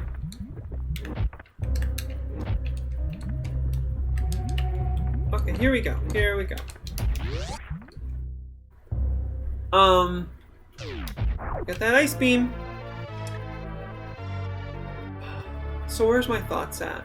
Yeah, so between Super Metroid and Metroid 4, Metroid Fusion, which... When was Metroid Fusion released? November 18, 2002. So yeah, it was like 7 years. And, just brutal. Just brutal. Almost cleared that area without getting hit by anything. That would have been really cool. So in the meantime, I remember spending hours by myself in my room designing my own, like, fan version of Metroid 4.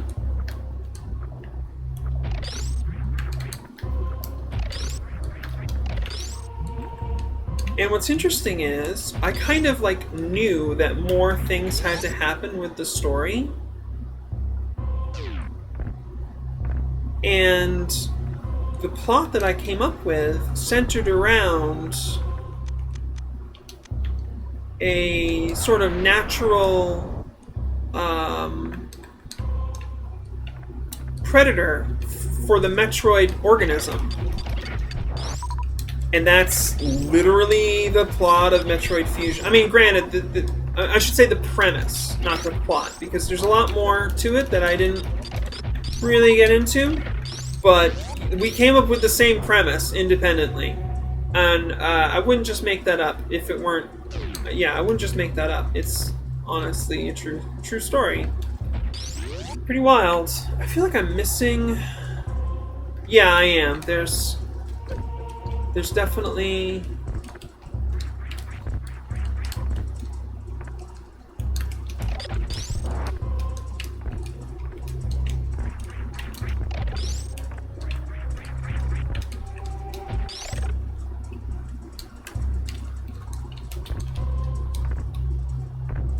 Oh well, we'll do it on the revisits.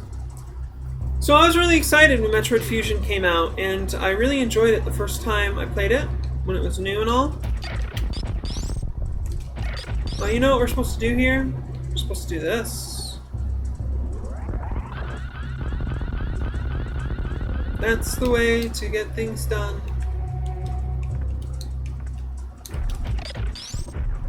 Let's... yeah, okay, cool. Nice.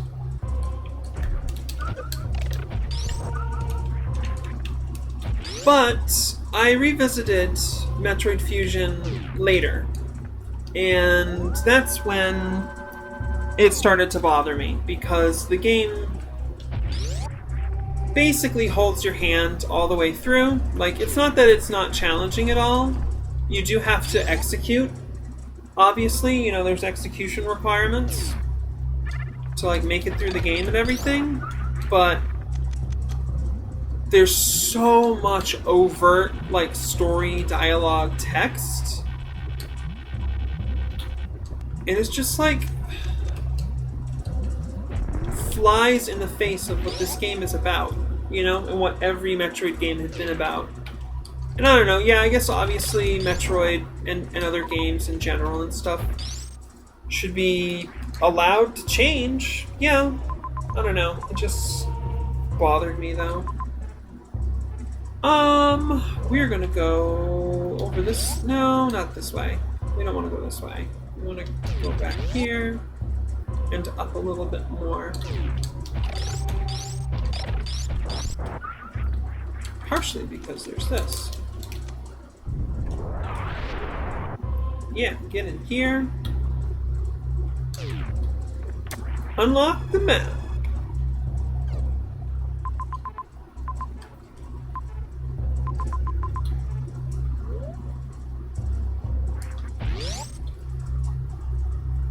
But the thing about Metroid Fusion is it just feels really straightforward. You know? There's pretty much always just like the one right way to go at any given time in the game. Ooh. Come on. I did this in one try when I first came in this room, and now I'm struggling. I suppose it's because I have Varia on? No, I had Varia on the first time I came here. Whatever, I don't care. Let's go this way. We'll just pwn these noobs all the livelong day. But there's just like so much text, and there's literally like a navigational guide like character in the game who's like, Samus, this thing is happening over in this part of the place that we're in. Go there and do the thing. And you go and do the thing, and then the navigational person is just like, again, Samus, such and such thing is happening over in this place. Go do the thing! And you're like, okay.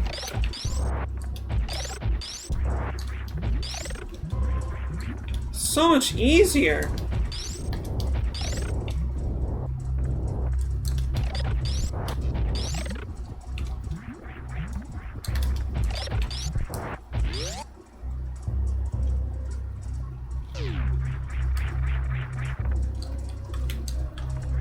Alright.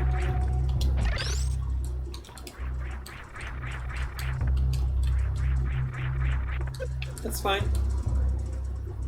Wait for the right opportunity here.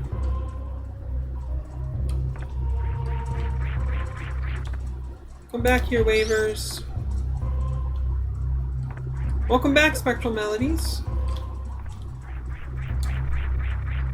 By the way, I don't know if I've complimented you on your username, but that is a fancy name.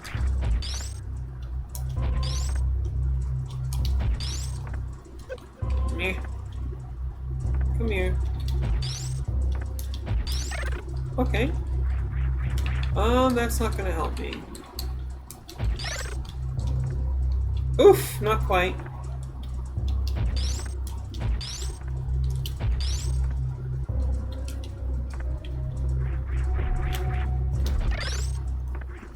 I don't think we can do that either.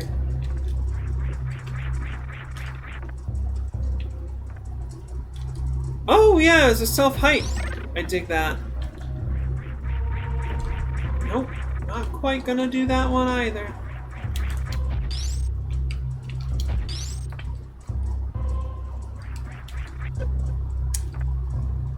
Just really don't want to go all the way around.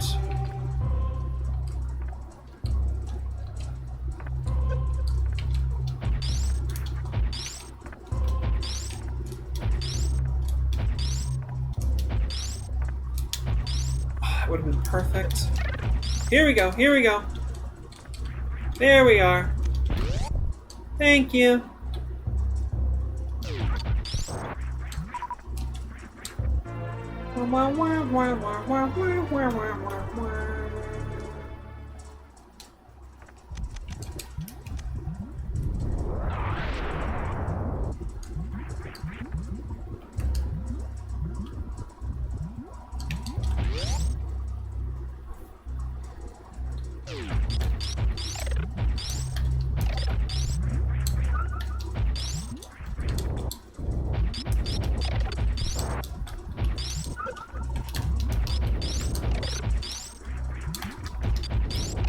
Oh yeah, worth it. That's our first reserve tank. So it's not like having a regular E-tank, but if we get down to 0, it will refill us.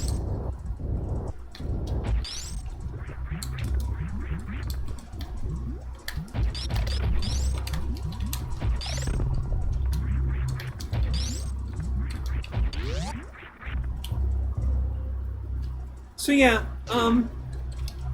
Metroid Fusion kind of bugs me.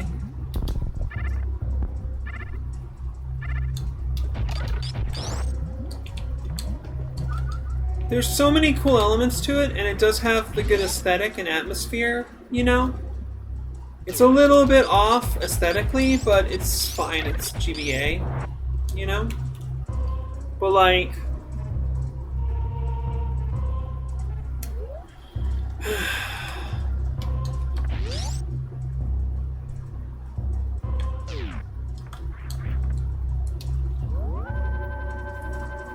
bothers me, all constant interruptions. It's like playing Mega Man X5 or Mega Man X6, you know?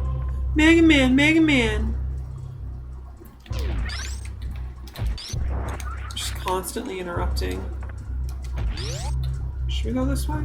Is this the way to go? Nah, we'll go the other way. I think? Let's see what happens if I do this. Yeah! That's the speed mode. Get down here. Anything else we want? Not really.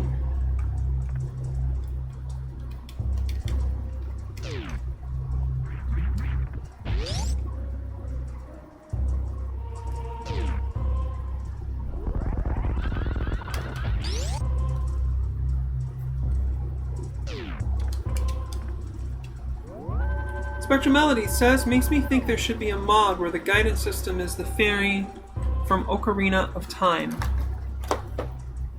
A guidance system? Like a GPS in a car? Like, oh, I get what you're saying. Hey, listen! Exactly. Except it's worse than that in some ways. Well, I don't know if anything's worse than that. The freaking fairy from Ocarina.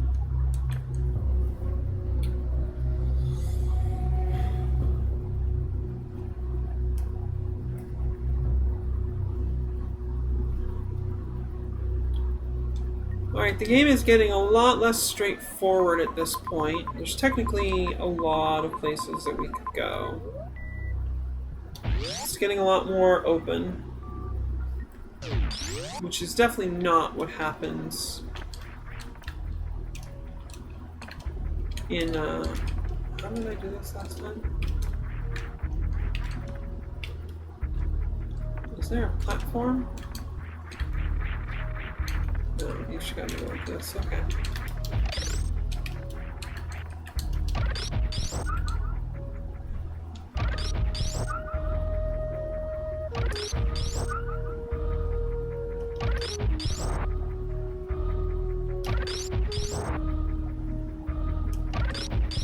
Looks like they can't drop power bombs.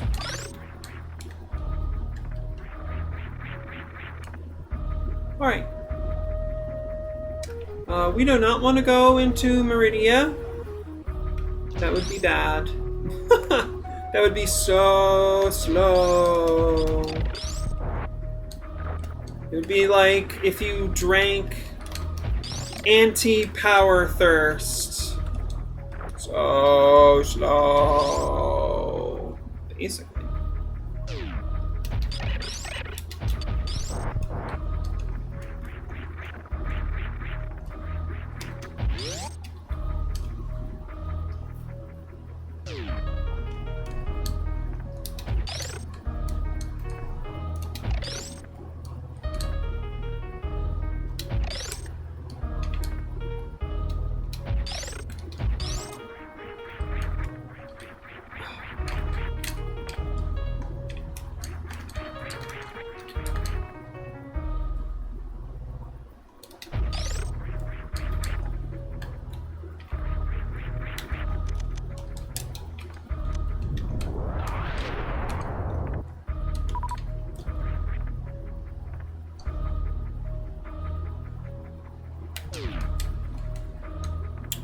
Thank you, Spectrum Melodies.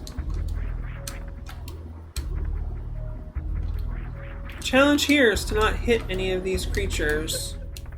And I have failed. Is that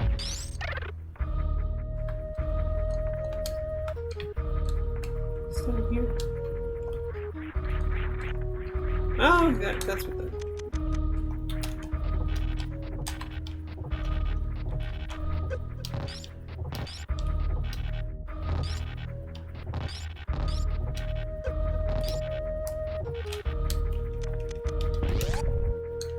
Anytime now with a new Super Missile Pack, to be honest.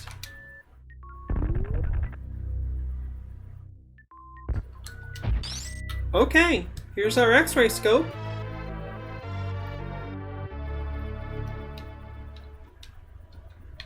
I'll just show you how it looks. So while you have the X-ray scope selected, you can't dash because the dash button becomes the activate button for the scope.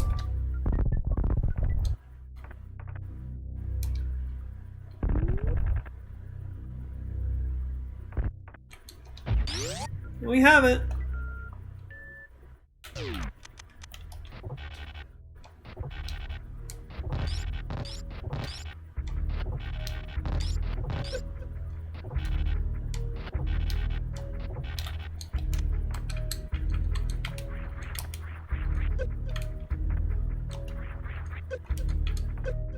Jeez. Challenging.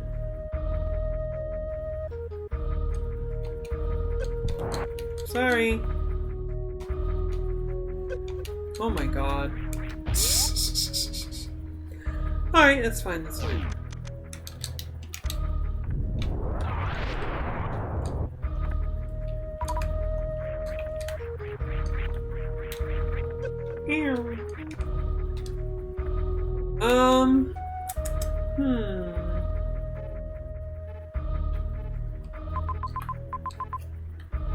I mean, we could just go back here, and this is where the routing gets really weird.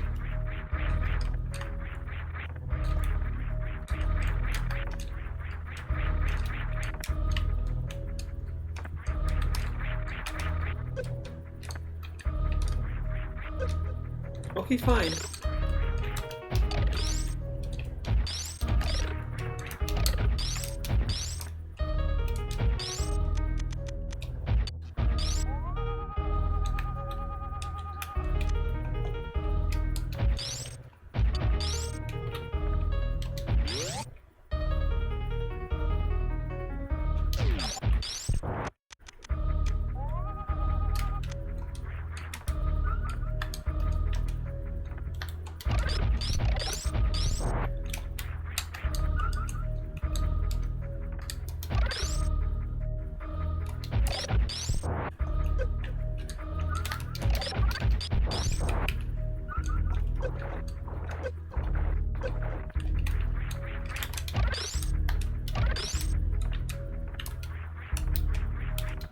I was always more scared of those little chompy monsters than I really think I needed to be because they actually don't do that much damage.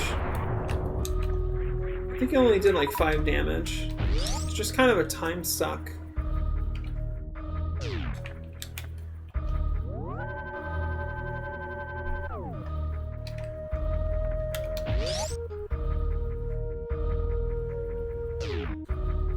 Oh, oops.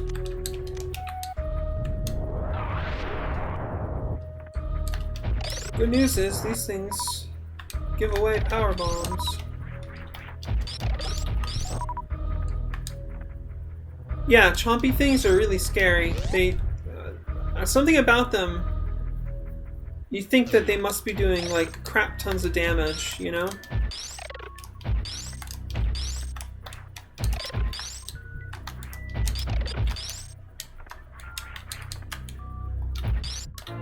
Great, another set of power bombs.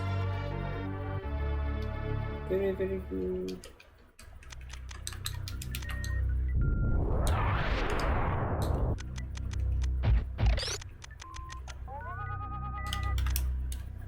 Okay, what's back here? Missiles.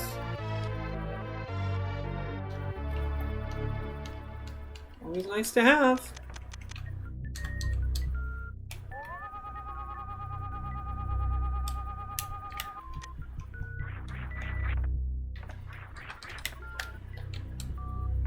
No, yeah.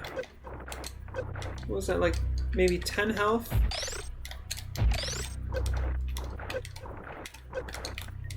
Eight? Yeah, that's like 8 health. No big deal. Not nearly as bad as they first seem.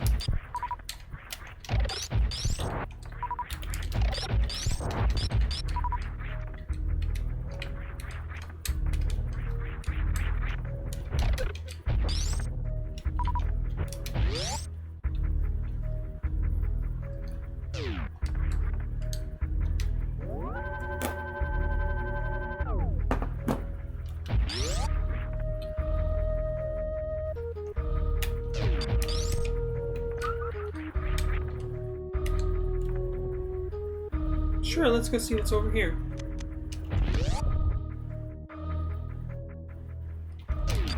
Oh my, lots of trouble.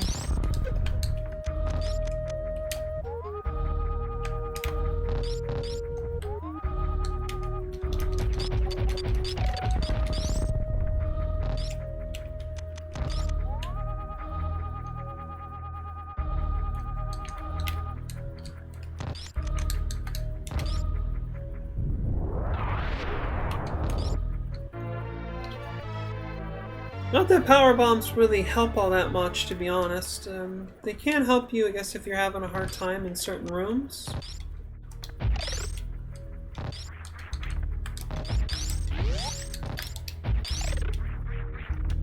You know, if there's like lots of enemies, you can use them and make the enemies go bye-bye.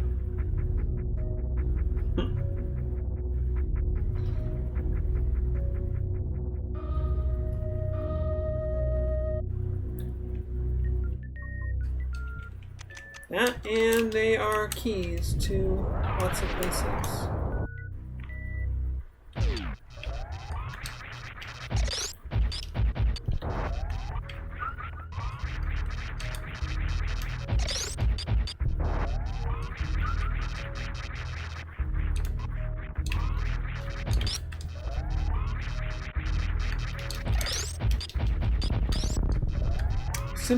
History Buff says, I do like the convenience of basic clearing tools.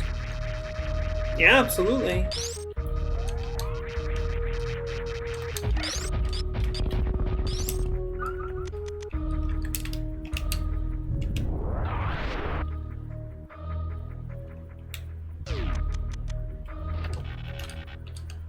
Ooh! Just shot right over it.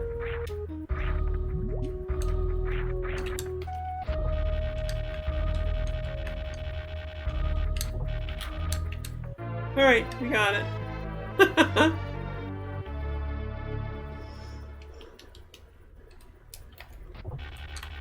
Oh.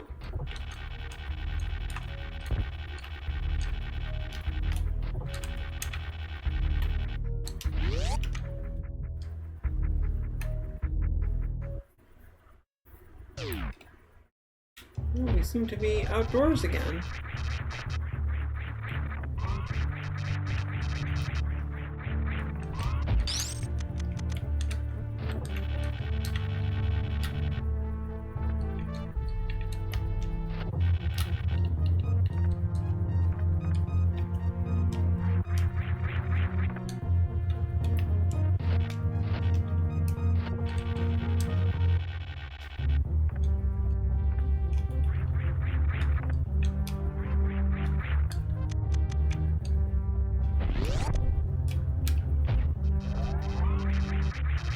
Love that epic music.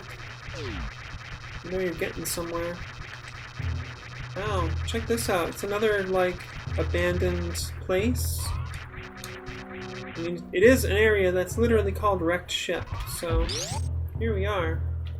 Oh dear, I should have gotten my health filled up somewhere, somehow. So here's the save point, but it won't react. It's like, got no power. The ship is out of power. Door's locked. Ghosts. Ghosts? Isn't this whole planet abandoned? History Buff asks. And it's like, not really. I mean, the tall monsters that like shoot beams at us and stuff, those monsters are literally called space pirates. And they are like relatively sentient creatures that are a part of like a criminal / evil villain cabal. Headed by Mother Brain and Ridley. That's how we know like they're back, is because we fought Ridley at the very beginning. Hey, look at my energy total right now. Nice. I'm just filling up here. It's tedious. I should have found a better, quicker way to do this earlier. Oops.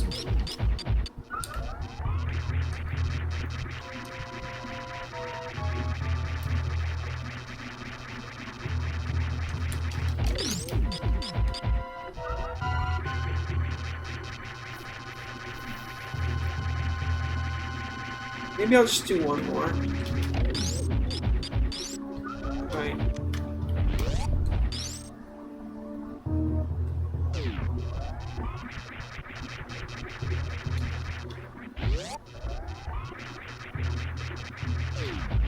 There's a map station. It also won't load.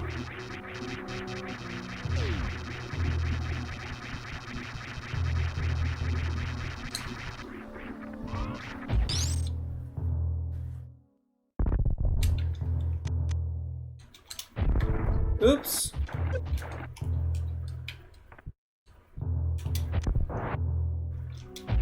That's just as well, because you don't want to use super missiles on this creature anyway. Yes, foreboding. Very foreboding. If you use super missiles on this creature, it goes into like an ultimate attack mode. It's very dangerous and bad. It like wants you to. It's like, here, have super missiles.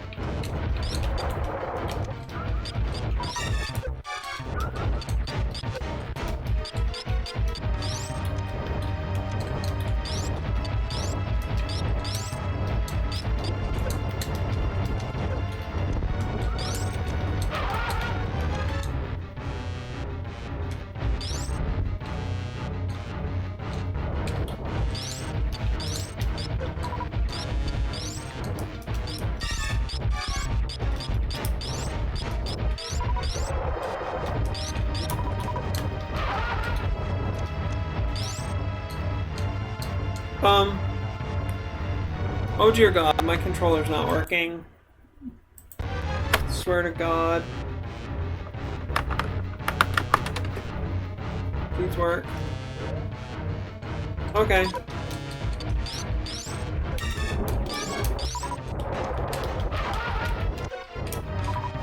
Alright.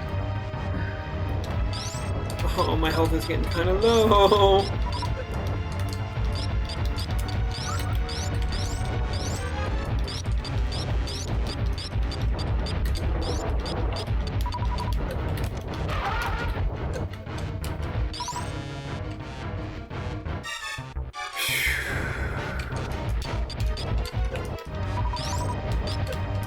Stop dropping missiles! Give me energy!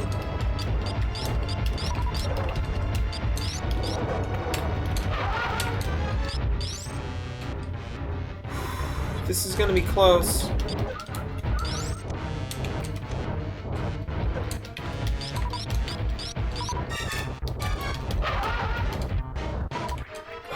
It's so close here.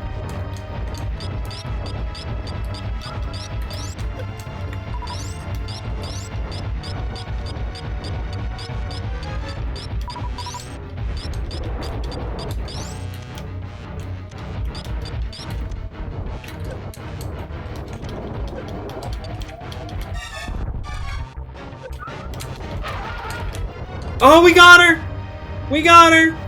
Ho ho ho! That reserve tank saved our life!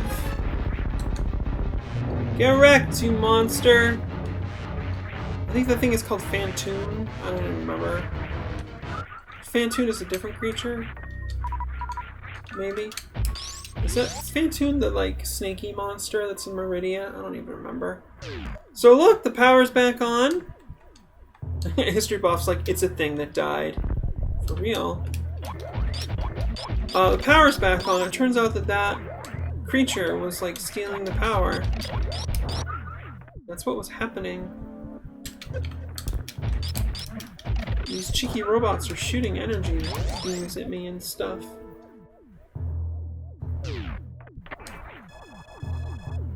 Map data access completed. Doesn't tell us a whole lot, but it tells us a little bit. Oh, I desperately need a bio break, actually. Yeah, we're gonna do that.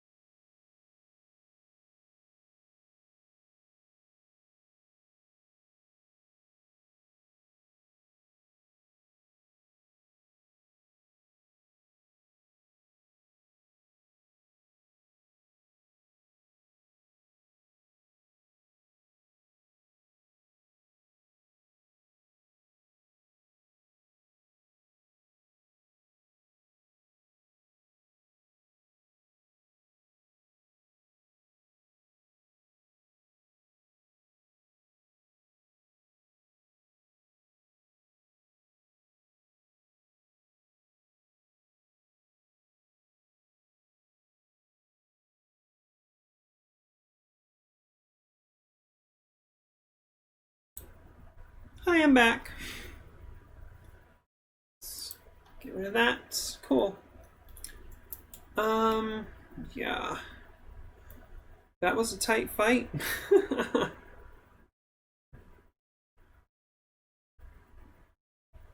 makes me wonder, like, how I played through these when I was younger.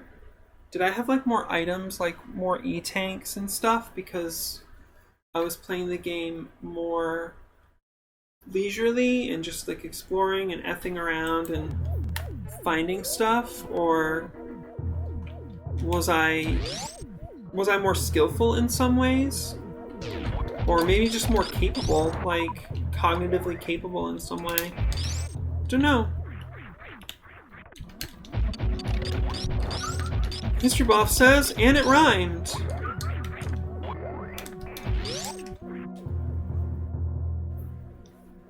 Surely, something did rhyme.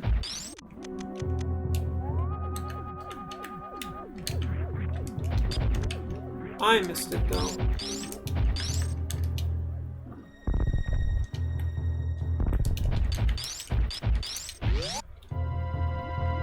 Tight fight! Oh yeah. Hey, here's that super missile pack we've been asking for a long time. Huzzah!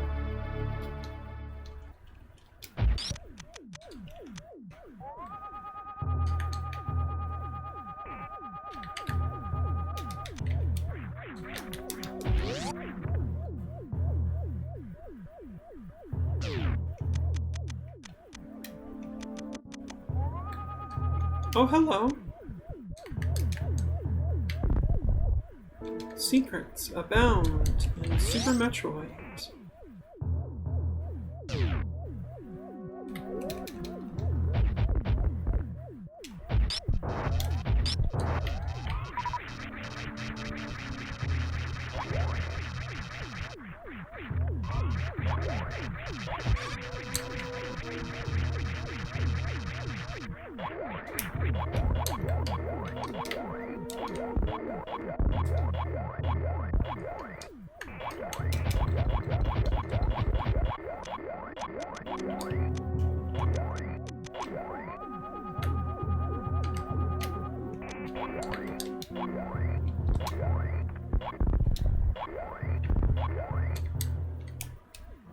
Woo!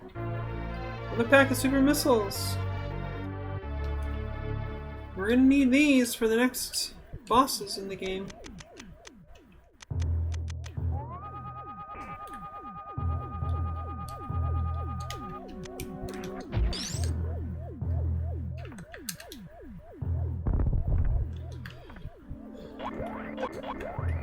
Oh, jeez. Wow, okay,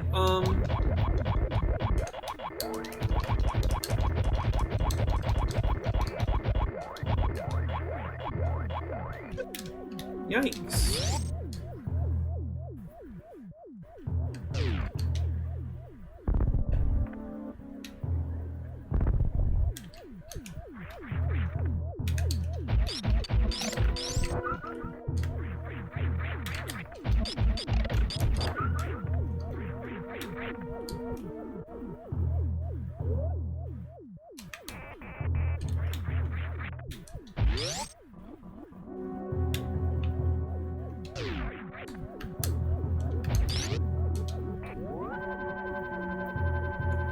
Might play for another 20 or 30 minutes tops.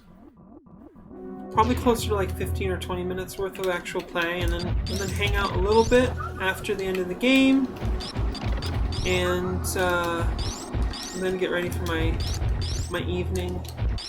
Do my evening stuff. Hello? No? Okay.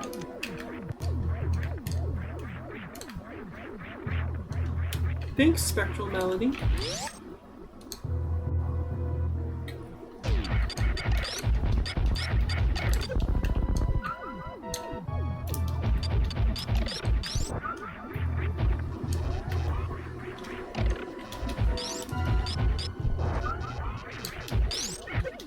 Oof, that was a big whiff.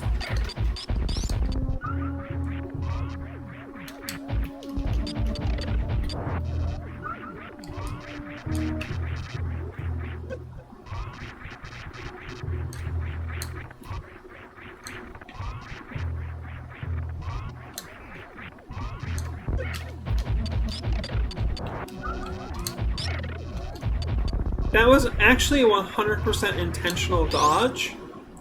I totally smooth dodged that attack. Feeling good about it.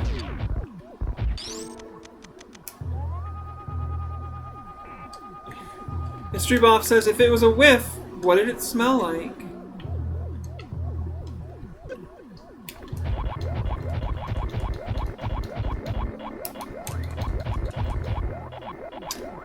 Smells like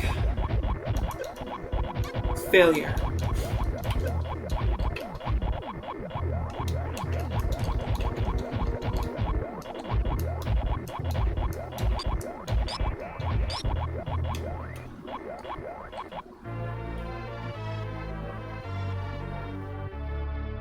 No, by whiff I mean, you know, like I took a swing and I missed.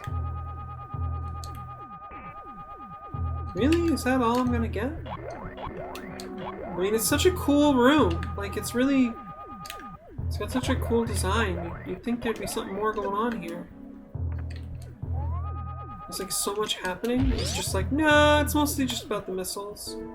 I mean, granted, what's really going on is it's challenging you to get the 100% completion and, you know, the best ending in the game. In the same run. That's what it's actually doing. I actually wonder how cognizant of those factors were they when they designed the game, because the thing about Super Metroid I haven't gone into is this game has become landmark for the speedrunning community. This game and I believe the original Quake are two of the most influential games when it comes to speedrunning. Spectral Melody says, Tyler and I may share certain traits when it comes to humor. I know. Oh, I mean, you know, you're all together and everything. And History Boss says, this is 50s sci-fi movie aesthetic. Yeah, the clunky robot going brap, brap, brap, brap. Totally. Totally.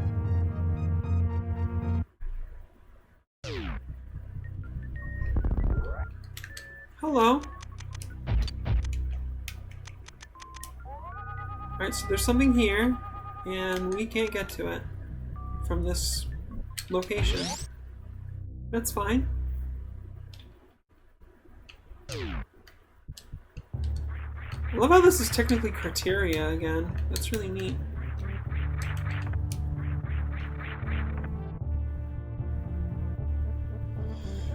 Okay.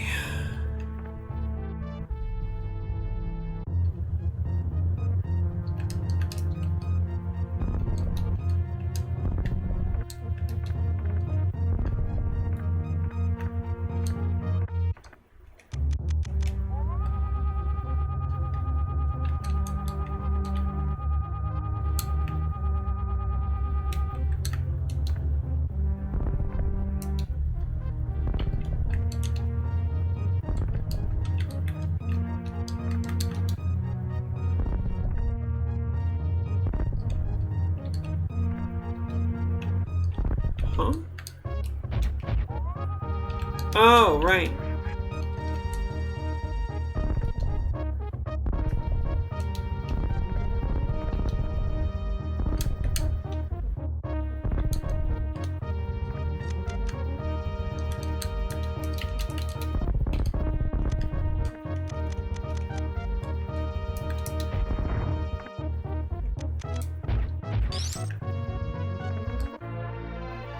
Industry Buff says, on an off note, I getting decent on outlines for cats. I'm not sure what you're referring to right now. Can you tell us more?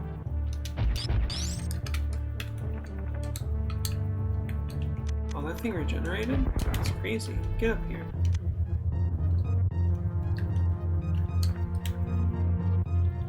Stumped Odio! Hey, welcome! Nice to meet you. I don't know if, we met before. Stumped Odio says, that robot room is known for annoying speedrunners with inconsistent robot behavior. Yeah, exactly. Exactly, right? So let's see, I know there's something up here. Definitely something up there. Is it worth my screwing around to try to figure out where there are cat outlines? Like the outline of a cat you've been drawing? You're drawing outlines of cats. That's great. I love cat outlines. Okay, you're up there. Can I just... Hey, where are you going? Oh, hello. There's quite a few of you here. Turns out. Alright. We'll take the slow route. I don't care. Doesn't bother me none. I'm enjoying this music. How about you? I mean, I hope so. I love at this point, it looks like you're going the opposite direction because of the way the atmosphere is moving and stuff. Oh yeah, that one missile pack definitely is worth hanging out here.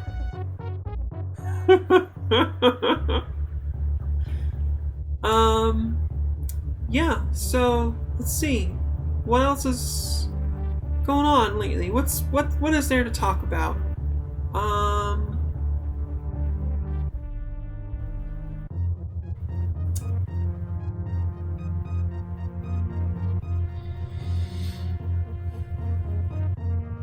Drawing a blank. I believe that great show that had Bob Odenkirk last year, Undone, is getting a second season. That's pretty cool.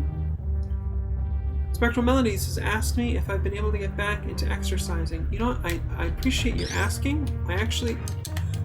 Yes, I got it! I actually had a decent exercise routine today before coming on stream. Yeah. Thank you very much. That's really sweet of you to ask. Alright, now, what we really want here is a special thing. Thanks, Spectral Melodies.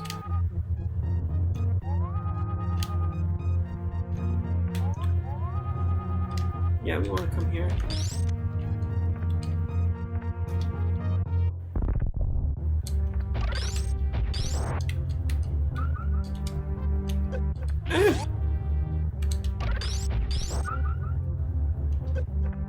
Yikes.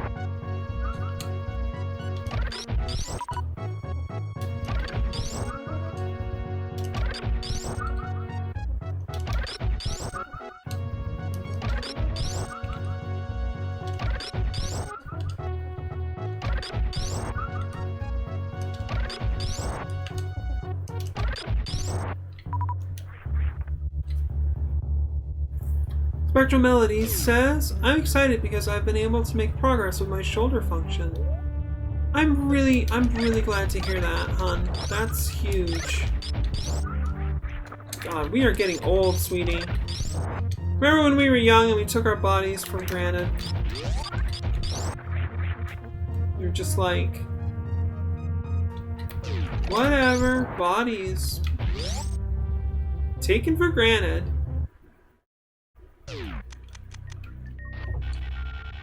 Yep.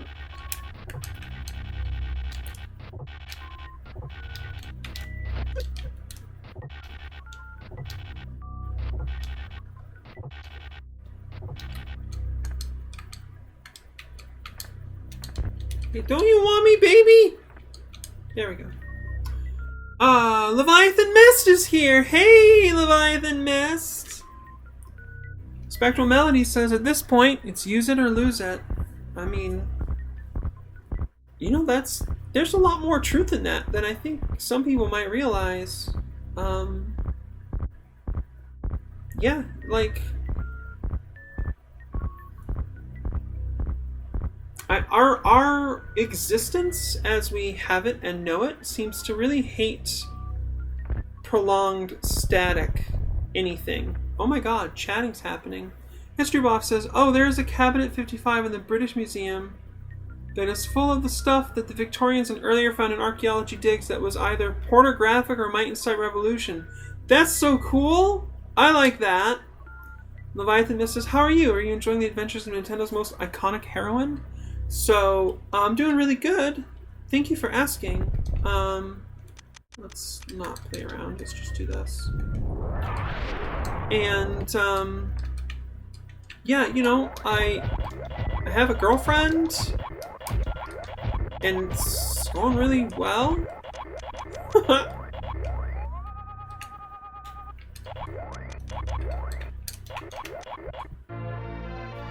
That's always nice.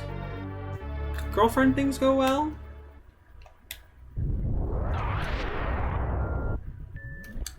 Okay, so... Hello. Woo! We did it!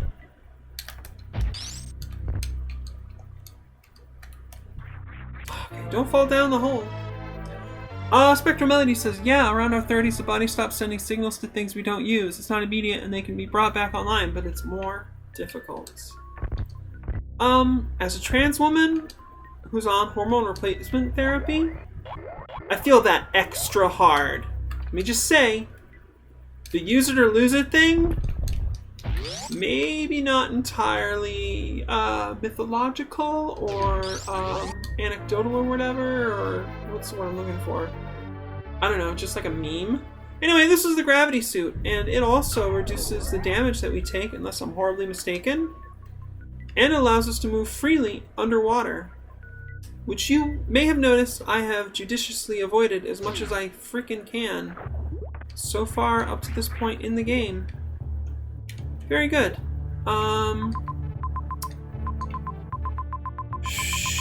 Do revisits? Which way should we go? Should we go the highway?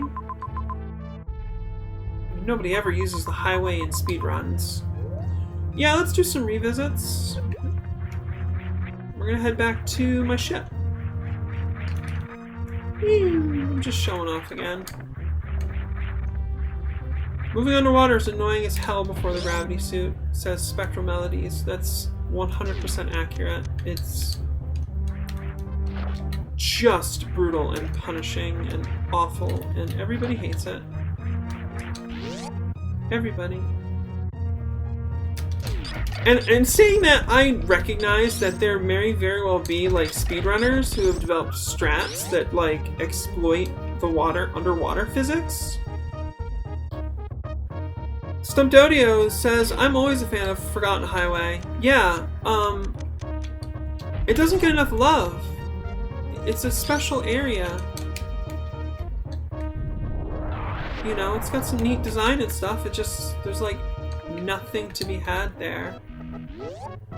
So yeah, I think I'm gonna wrap it up here, because this is a save point. It's cute that we're, you know, saving at the ship, kind of where we began, and everything. So yeah, probably we'll do that. Head on over to the post game. Cool. I'm thankful for Radio Sega doing some entertaining things to keep us sane. Bringing in flexible requesting, doing fun events, bringing... Oh my. The streams that I like are dead all of a sudden. They're down. Alright, this should be fine. Yeah, so, that was a good stream. Good times. Super Metroid. But, I just kind of want to chill. Just kind of... Probably gonna watch Christopher Odd play The Last of Us 2, even though, I'm starting to see him more and more as, like, a himbo. And I mean that in, like, a very, like, charitable way. There's actually a good tweet recently about, like, himbos. That doesn't mean you're stupid or anything, it just means, like, you're kind of gullible. Probably. Good-natured, etc. And, he's been really slow to understand, like, the themes. I mean, maybe just compared to me, like, I'm really into themes, you know, like the meaning in stories, and I'm very familiar with a lot of popular thematics and stuff. And he's been looking at The Last of Us 2 as like a... Well, I don't want to say too much. Well, I'll just say that he's finally starting to catch on to like what's going on thematically, and I'm like, yes. I'm glad you're noticing. And he's been a little bloodthirsty, you know? He gets a little nasty with the stealth kills. A little bit creepy, but I know it's entertainment and stuff. I'm not here to, like, scold people or anything. I'm just kind of like... eh. But I do like watching it. He's funny. I've been watching his stuff for a long time, like I said in, I think, a video or two ago. I just want to sit back and have a sandwich. Oh, I'm so sorry. I'll make it skip, okay? There we go. It skipped. I'm glad you spoke up. Are you still there, Leviathan Mist? I think they're supposed to have, like, epilepsy protections in those visualizer presets, but they might not. And for somebody who has epilepsy, I'm sure that anything that looks like it might trigger an epileptic seizure could probably be anxiety-inducing. So I'm there with you 100%. I do love that preset, but I'm always happy to accommodate people, you know, who have conditions and stuff. Absolutely. So yeah, just I sit back too much. Good. Yeah. Did you end up seeing the Incredibles 2, the Pixar movie about the superheroes, animated? Because there's kind of a famous scene in there that people thought was going to be potentially epileptic triggering for people. Now for me, as like a hypno person, I saw that scene and I was just like,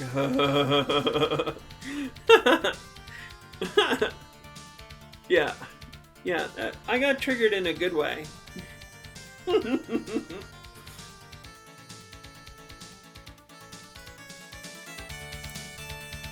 So yeah,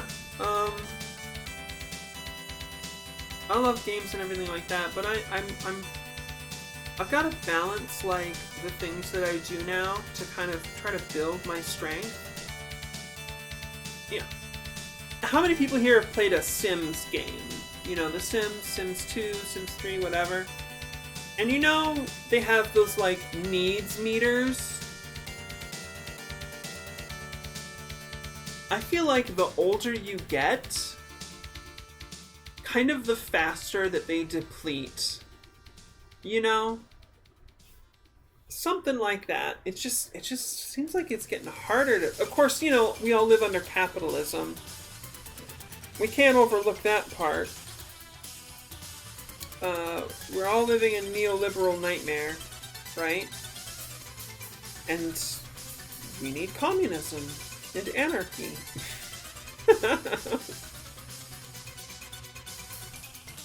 So yeah, like emotional needs, mental needs, interests, etc. It's so hard to juggle everything, and it's kind of an interesting journey of self-discovery, like finding what do you really need? Like, what do you just like think that you need, or what have you just been like conditioned to be dependent on?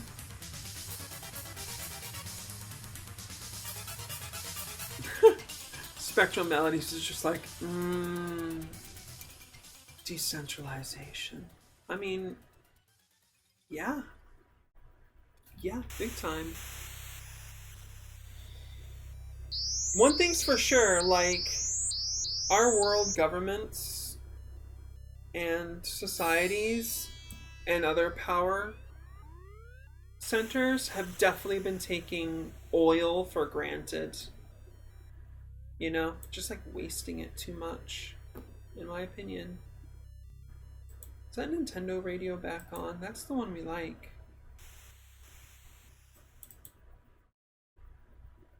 Yes.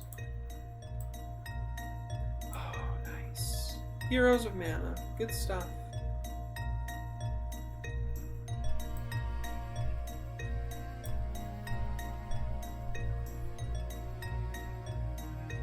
So yeah, I guess I'm thinking about that some, you know. I'm in my DBT program, So I gotta do that. I've made a commitment.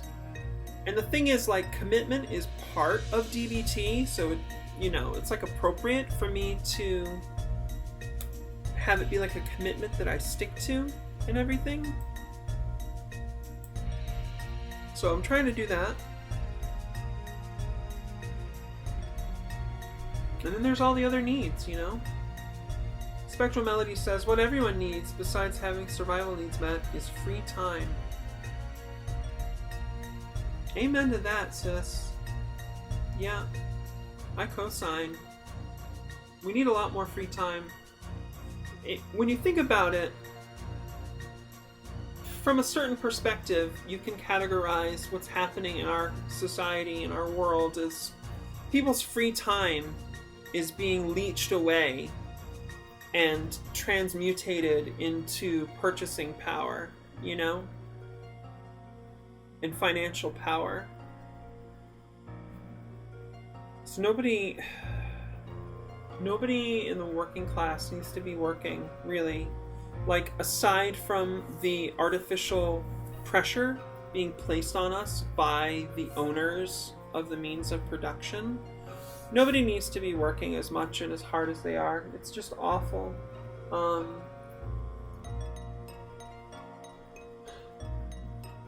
just really hope this wave keeps building. Yeah. See what we can do. Well, thank you all for joining me today. I hope it was good and entertaining. Feel free to leave any feedback you like. If you want to see me take more time exploring or less time, if you want to see me like pushing the limits. I'm kind of balancing, because my impulses when I was younger was to... These were just my natural impulses in gaming, and I think I mentioned this before. My impulses were to kill everything I see that can be killed. That's like the first lesson that we all learn from video games. If it can be killed, you should kill it. From old school games. And the second thing is to look everywhere and get everything. Oh my god, Spectral Melodies. I was asking how it was today, the stream and everything, and she says, it was nice, I don't feel lonely anymore. Bless you, sis. Thank you. I'm glad that you did something that was good for you. Hearts. I'm doing heart hands.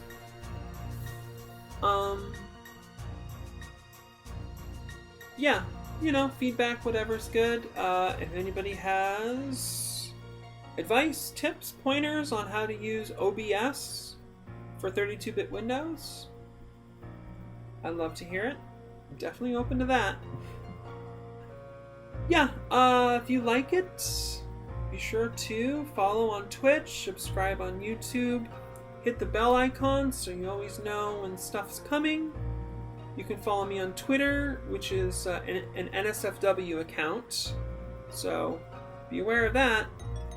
Don't follow me with your main, because you'll be revealing all your dirty fetishes to everybody in the world. Because everyone, everywhere is looking exclusively and especially at you. I mean, do what you want, it's fine, who cares? It's not a big deal. The path of history is a story of liberation. Yeah, I have a Patreon now too. If you can support what I do, want to help collectively make something for our community, specifically the Hypno Kink community, there it is. And I got so much love and gratitude for everybody who's backing me right now. It's so cool. When somebody backs, within like 6 to 12 hours, I get a message from Patreon that I got a new backer, and it seriously, it makes me feel warm. It makes me feel so happy. And it's kind of like paradoxical, because I hate money. I hate money. I don't want to have to deal with money. You know, it's like auto maintenance. Like, I am not. That's just not where my head is at. But you know, here we are in the real world. I gotta check the oil in my car next week. You know? Gotta do it. Gotta take a look under the hood. See what's going on. And similarly, I need financial support. I gotta make money somehow. And I'm good at this hypnosis stuff. I hypnotized somebody yesterday, and they even went on cam so I could see, and it's like, that's the best, when you're a hypnotist and you can see your subject. And it's I always get such a charge when I see them reacting, you know? It's so cool. It's like, wow, I can really do this stuff. That's neat. I'm actually kind of awesome at it. You know, and I try to resist thoughts like that because I don't want to get a big head or anything. But like, when I wake somebody up and I tell them, and you know, I let them kind of reacclimate a bit. I'm like, hey, how do you feel and stuff, you know? And then like, maybe they'll look at the clock or they'll ask me how long it was or something. And I'll tell them, and they'll be, and it's always like the opposite. If it was quick, if it was like 15 minutes, they're like, it felt like an hour. I was like, wow, nice. Or if I had them for like 25 minutes or 30 minutes or something, they'll be like, that felt like 5 minutes. That felt like nothing at all. And that's the best. And people who are not really into hypnosis might not understand why, but that's really cool. History Buff says confidence is not a bad thing. You know what? We're gonna leave on that today, because that's a really great message I would love for everybody to carry forward in their day. Confidence is not a bad thing. You're 100% right about that. I'm so thankful to you for putting that out there. Personally grateful on my behalf as well as others.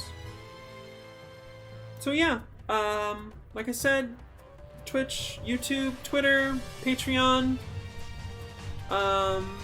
Until next time, I'd like you to do me 3 small favors.